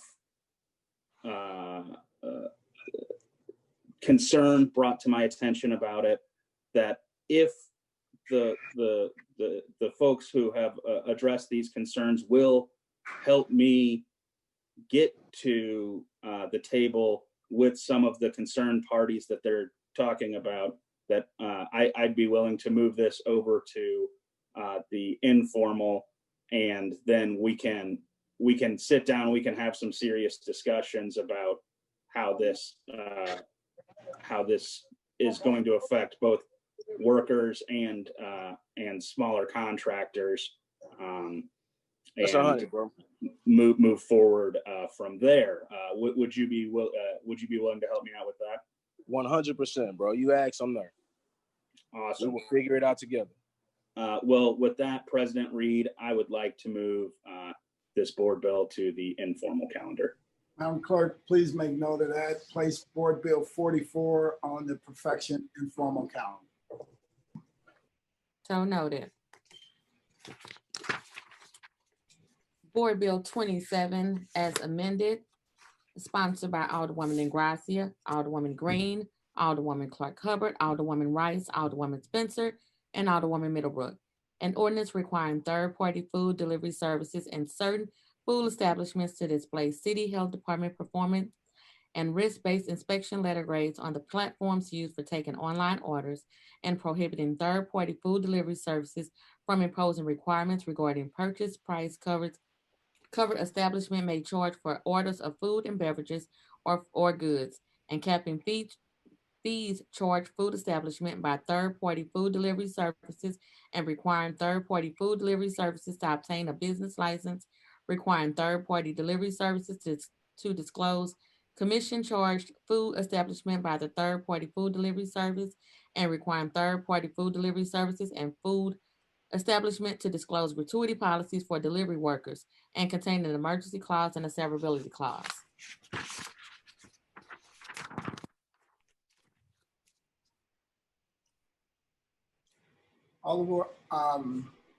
Alderwoman from the 6th, recognized on the Professional Board Bill 27 as amended. Thank you, Mr. President. I move that we perfect Board Bill 27 as amended. Moved by the Alderwoman from the 6th. Entertain a second on that motion. Second. Seconded by Alderwoman from the 8th. Alderwoman from the 6th, please proceed. Thank you, Mr. President. This board bill is in response to a lot of conversations I think many of us have had concerning our small businesses and independent businesses here in the city of St. Louis. trying to help them stay afloat during the pandemic that is really making their business suffer at a level that's, I think, pretty unprecedented. And so I've been really grateful for the partnership of my co-sponsors, the businesses that I've worked with, Uber Eats, which is one of the third-party delivery platforms, as well as DoorDash.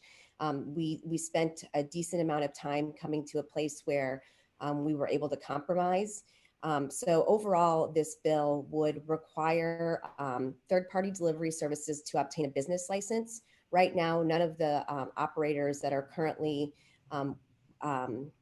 undertaking this work in the city of St. Louis, only one of them has a current business license. It would also cap all fees and commissions that are charged to our local businesses at no more than 20%. That's including, but not limited to, things like delivery fees, credit card fees, advertising, promotions, and marketing. It would also require these platforms to disclose to their customers, folks like you and I who are ordering maybe lunch or dinner from these places, to confirm that the delivery drivers are receiving the full amount of the gratuity that we intend for them to do so, and that it's also not being calculated as a part of their base pay. It's something that is extra for them. It also creates an exemption for small local delivery services. We do have one bike service here in the city of St. Louis. This would exempt them from the restrictions that we're imposing on some of these larger national platforms. And it also includes a sunset 60 days after the mayor would lift her proclamation that we're currently under during this pandemic. We would have to revisit this bill if we were interested in continuing to have some of the same requirements and restrictions placed on the platforms. I'm happy to take questions if my colleagues have them. Alderman from the 7th. Thank you, Mr. President, members of the board. I just wanted to echo comments in support of this board bill and thank the Alderwoman for the 6th for her work on this. I know it took a while and there was some compromise and various drafts. We're working with the restaurant industry, working with the delivery companies, but I think this is a good result and is going to be very helpful to our local bars and restaurants who, you know, many of whom when they signed contracts with these services, you know, delivery was just a small part of their business and this was some added incentive, but as their model has had to shift to all takeout and delivery, it became clear that some of these commissions that were being collected were exorbitant. And I think this is a good result. And I'm glad that the delivery companies came to the table and worked with the Alderwoman from the 6th on this. So I would ask to be added as a co-sponsor and we'll be voting in support of this. Thank you, Alderwoman. Madam Clerk, please make note of that the Alderman from the 7th as a co-sponsor to. Oh, no. Alderman from the 25th. Thank you, Mr. President. I would also like to be added as a co-sponsor to the bill. Madam Clerk, please make note of that at the Alderman from. So noted. Alderman from the 20th.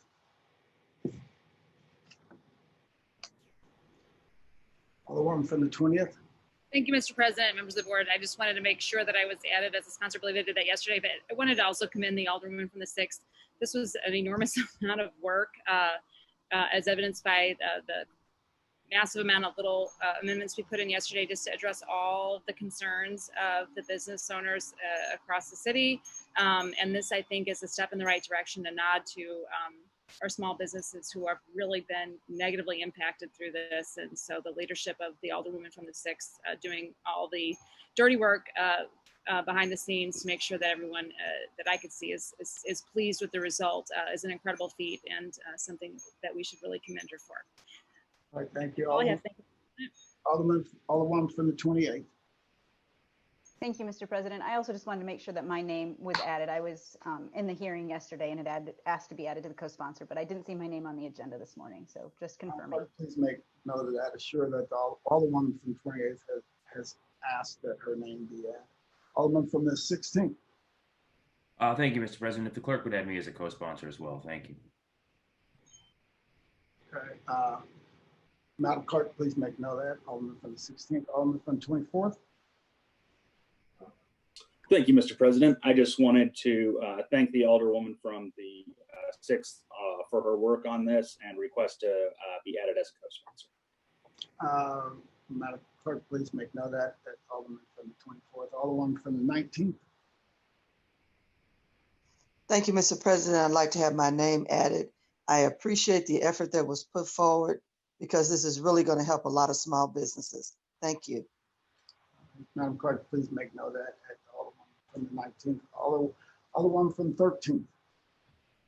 Yes, I would like my name added also, and I do appreciate all the work that the 6th Ward Alderwoman did too. Thank you. All right, Madam Clerk, please make note of that. That's Alderman from the 13th. Any further discussion? Any further discussion? All right, Alderman from the 6th, you recognize the close. Thank you, Mr. President. That was a very refreshing interaction between my colleagues and I wish there were more of that down here. Appreciate everyone's kind words and support. And with that, I renew my motion. Been moved by the Alderman from the 6th, seconded by the Alderman from the 8th, that we perfect Board Bill 27 as amended. All in favor signify by saying aye. Aye. Aye. Aye. Opposed? Motion carried. That is the extent of board bills for perfection. What's before us now? Alderman from the Alderman from the first. Yeah, you wanted to talk about the Board Bill 64. So if the Alderman from the 19th, if I'm not overstepping, I don't want to step on something you don't want to do, but we did not engross 64. And so it was perfected without an attachment. And so I asked if we could bring it back out on the floor, perfect it, put it back on the perfection calendar, perfect it, and then send it back into our committee so we could have it in our committee tomorrow morning. That's what I was trying to do, Mr. President. Okay. We can't re-perfect the bill that's been perfected already. Yes, you can, You can suspend the rules and put it back on the perfection calendar. Yeah, our option is to, having voted on the prevailing side, move to reconsider the vote because the bill has already been perfected, right? So we'd have to move it back to the perfection calendar, having voted on the prevailing side. The challenge in this case is what was the date? Mr. Clerk, we need to know the date that the bill was perfected.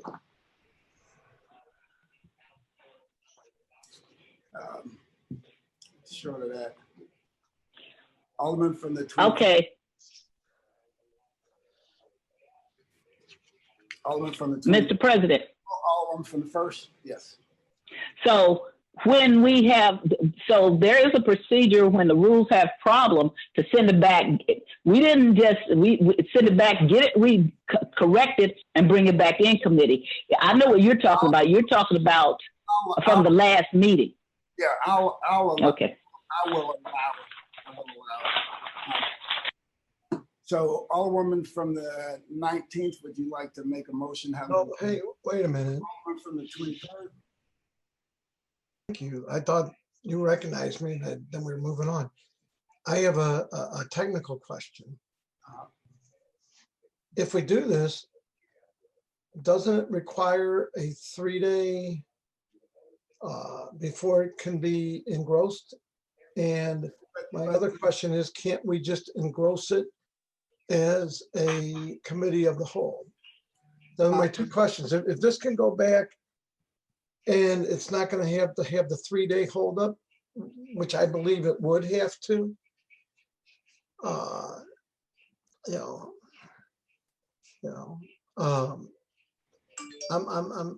asking the president of the board these questions, and I'd like answers, or at least give me somebody that can give me the answers. I don't. The clerk or the attorney for the board or somebody. I can give you the answer. So I just found, so this bill was perfected on the 29th. So being perfected on the 29th, we cannot move to reconsider it at this point. It was perfected and the language within the bill that the language in the bill references the amendment, the attachment.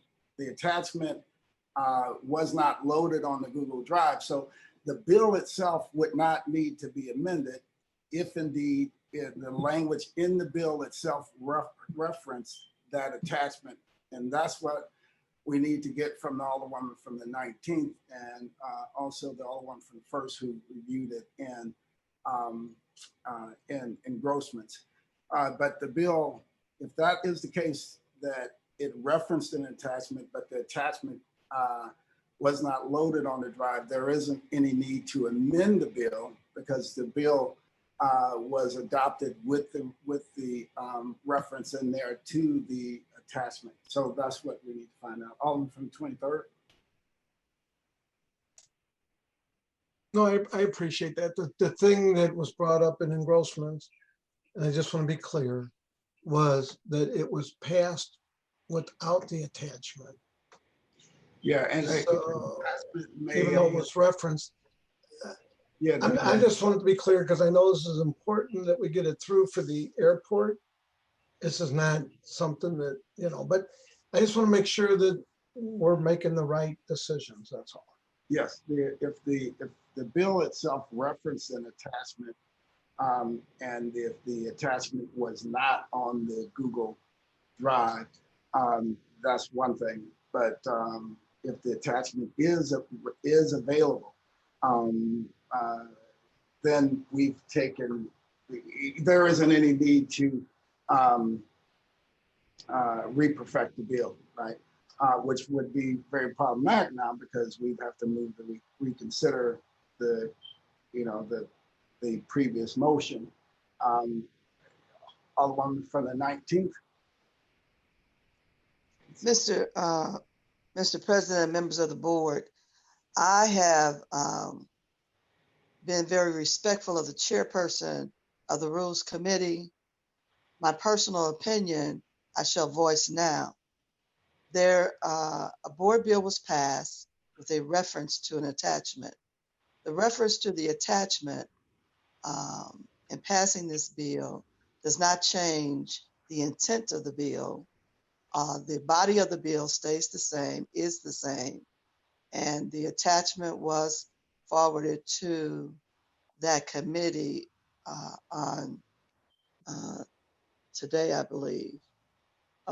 Yeah, there was a committee meeting today. So it's only about a technical issue of a physical thing, but it's not about the actual intent of the bill, the wording of the bill, or needing to change any wording in the bill. So I am again going to leave it up to the clerk, the president, and the chairman of that committee. I personally don't think that we need to do anything any different, but I'm just an alderperson sponsoring a bill. Thank you, Mr. President. Alderman from the first. Mr. President and members of the board, so I know the difference. That is why I asked, and it is on the Zoom meeting, if it was just something that was left off or was it perfected without that? That was my question, because that does make a big difference. If it is something that is just left off and it didn't get picked up, that's one thing. If it was perfected without the amendment, which is the very question that I asked and was told that it was, and so if there's a mistake, you can go and look at the Zoom meeting yourself.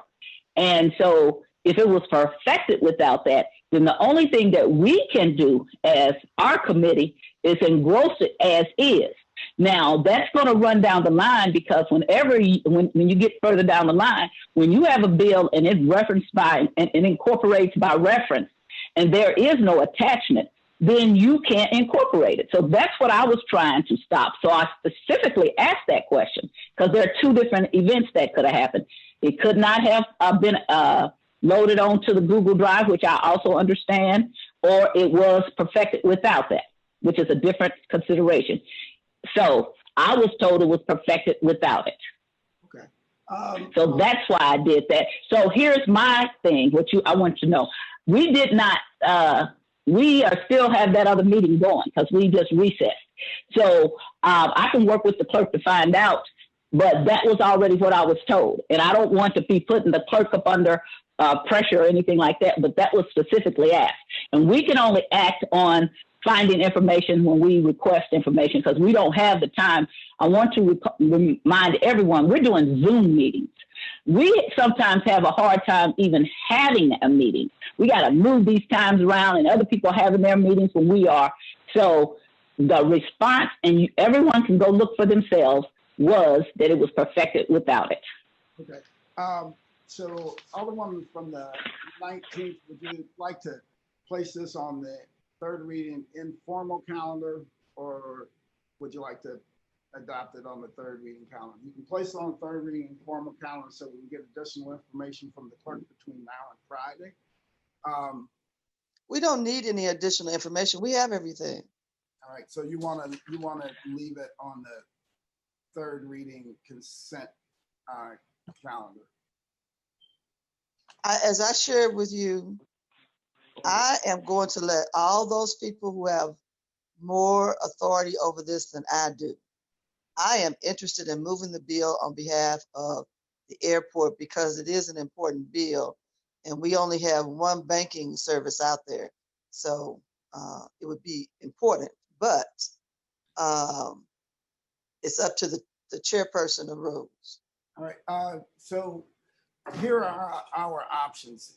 We can move to suspend the rule that requires us to only reconsider these bills by the next regularly scheduled meeting, right? So that's the first thing we could do. And if we did that, then the next motion would be a motion to reconsider said bill, right?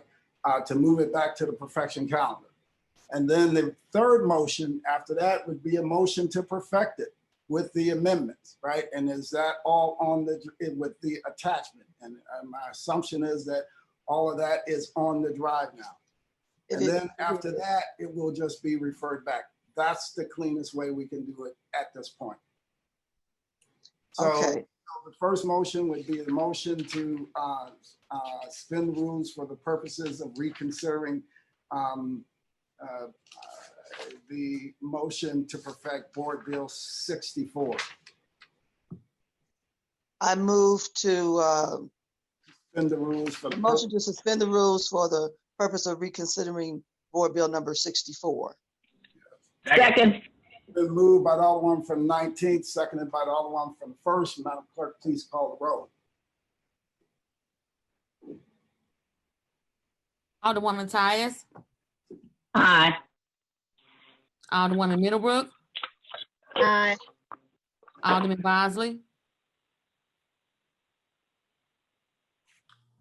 Alderwoman Evans. Aye. Alderwoman Hubbard.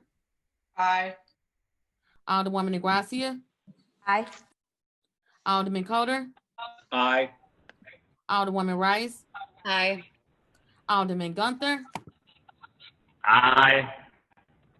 Alderman Balmer. Aye. Alderwoman Martin. Alderwoman Grass. Aye. Alderwoman Murphy. Aye. Alderwoman Howard. Aye. Alderwoman Green. Aye. Alderman Oldenburg. Aye. Alderman Rhodey. Aye. Alderman Todd. Aye.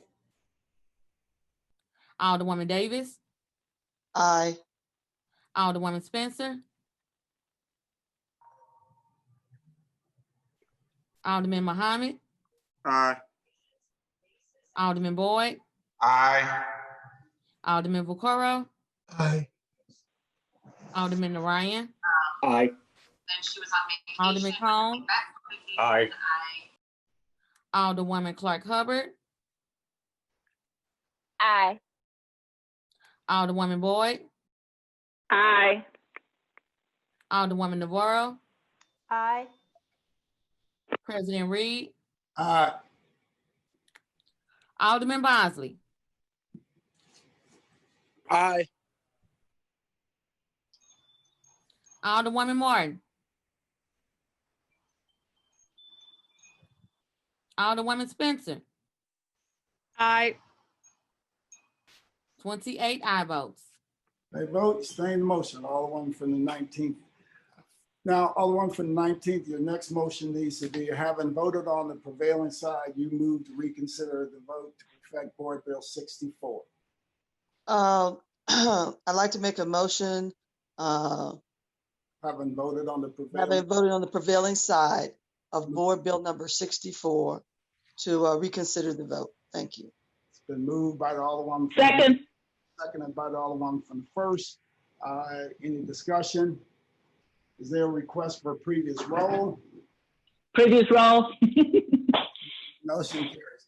Now, Alderman from the 19th, would you like to move to perfect Board Bill 64? Absolutely, Mr. President. I'd like to make a motion to move to perfect Board Bill number 64. Moved by the Alderman from the 19th. Second.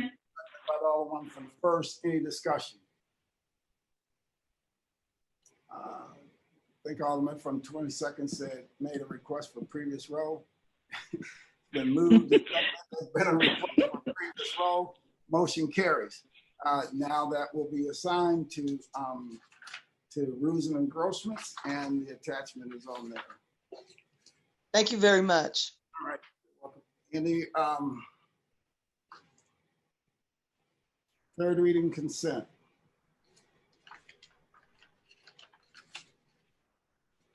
I'm sorry.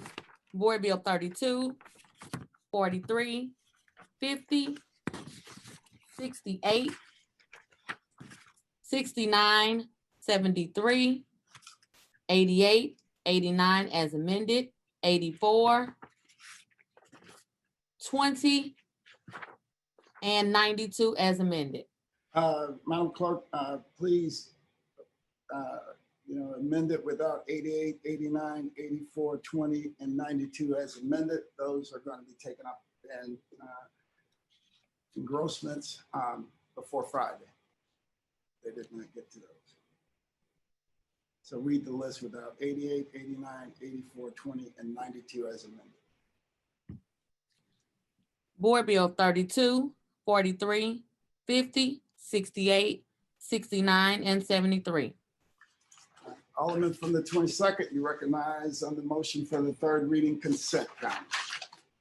Mr. President, members of the board, I move for adoption of the third reading consent calendar. Second. Moved by the Alderman from the 22nd, seconded by the Alderman from the 10th. Any discussion? Madam Clerk, please call the roll. Alderwoman Tyus. Alderwoman Middlebrook. Aye. Alderman Bosley. Aye. Aye. Did you hear me? Aye. Alderwoman Evans. Aye. Alderwoman Hubbard. Aye. Alderwoman Ingracia. Aye. Alderman Coder. Aye. Alderwoman Rice. Aye. Alderman Gunther. Aye. Alderman Balmer. Aye. Alderwoman Martin. Alderwoman Grass. Aye. Alderwoman Murphy. Aye. Alderwoman Howard. Aye. Alderwoman Green. Aye. Alderman Oldenburg. Aye. Alderman Rhodey. Aye. Alderman Todd. Aye. Alderwoman Davis.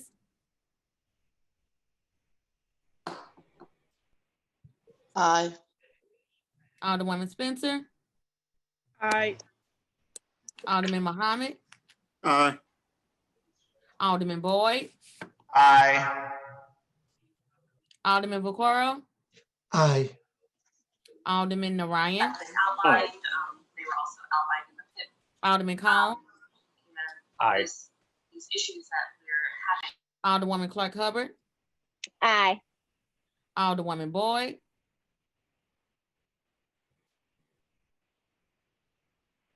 Aye. Alderwoman Navarro. Aye. President Reed, Aye. Alderwoman Tyus, Aye. Alderwoman Martin. 28 aye votes. I vote staying the motion of the Alderman from 22nd and 3rd read and finally passed the aforementioned bills. Third reading report of engrossments. Madam Clerk, we're going to place Board Bill 71 as amended on the informal count.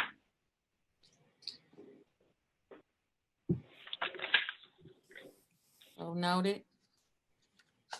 Board Bill 74, sponsored by Alderwoman Ingracia, an ordinance approving the First Amendment to Soccer Stadium Redevelopment Plan and the First Amendment to Master Redevelopment Agreement, and authorizing and directing the taking of other actions and approval and execution of other documents or as necessary or desirable to carry out and comply with the intent hereof. Alderman from the 6th, you recognize on the third reading of Board Bill number 74. Thank you, Mr. President. I move that we third read and finally pass Board Bill 74. Moved by Alderman from the 6th. I entertain a second on that motion.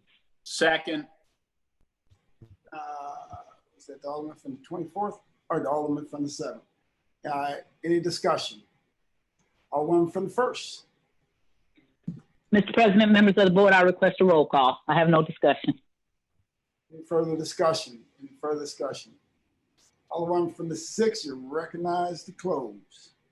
Thank you, Mr. President. I renew my motion.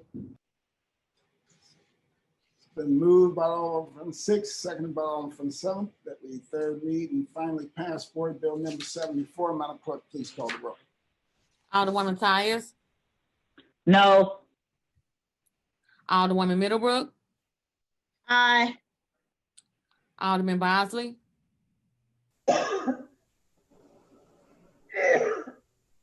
Alderwoman Evans, Aye. Alderwoman Hubbard, Aye. Alderwoman Ingracia, Aye. Alderman Coder, Aye. Alderwoman Rice, Aye. Alderman Gunther, Aye. Alderman Balmer, Aye. Alderwoman Martin, Alderwoman Grass, Aye. Alderwoman Murphy, Aye. Alderwoman Howard, Aye. Alderwoman Green, Aye. Alderman Oldenburg, Aye. Alderman Rhodey, Aye. Alderman Todd, Aye. Alderwoman Davis, Aye. Alderwoman Spencer,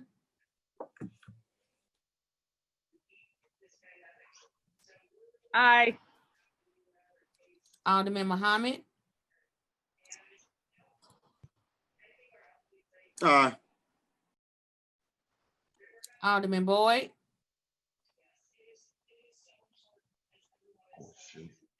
Aye. Alderman Vaccaro, Aye. Alderman Narayan, Aye. Alderman Cone,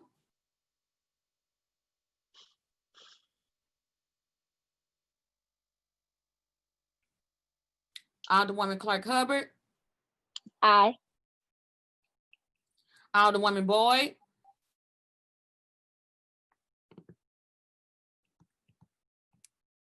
Aye. Alderwoman Navarro, Aye.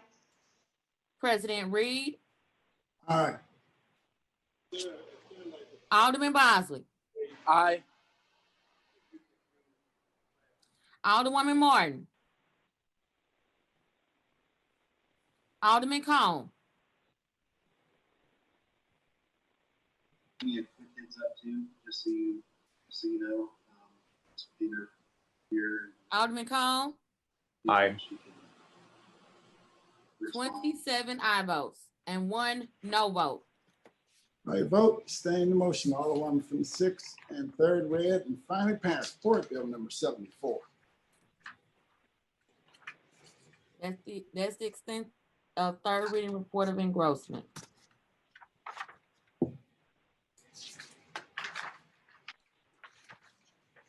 Report of enrollment. Board Bill 32, 43, 50, 68, 69, 73, and 74.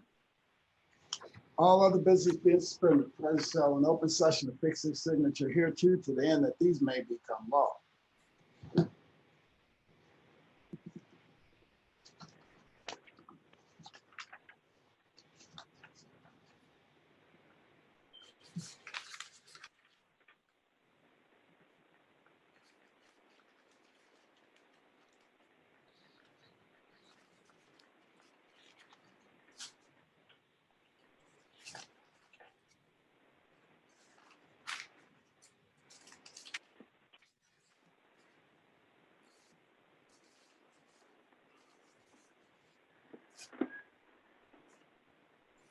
We will dispense with line items 20 through 22, miscellaneous unfinished business. We have none. Announcements. Wednesday, July 15th, 2020, Rules will have a meeting at 10 a.m. via webinar. Thursday, July 16th, Rules will have a meeting 10 a.m. via webinar. And Friday, July 17th, full board meeting 10 a.m. via webinar. Alderman from the 10th. Thank you, Mr. President, members of the board. With a Friday meeting, I'll be holding a Ways and Means Thursday morning, 10 a.m. webinar for Board Bill 94, Alderman Tots. All right, thank you. Alderwoman from the 1st. I was going to say for the Thursday meeting, I haven't checked with my committee, so we might change it earlier if it's possible with Zoom. If not, it will be 10 o'clock. Any further announcements? Any further announcements? Any further announcements?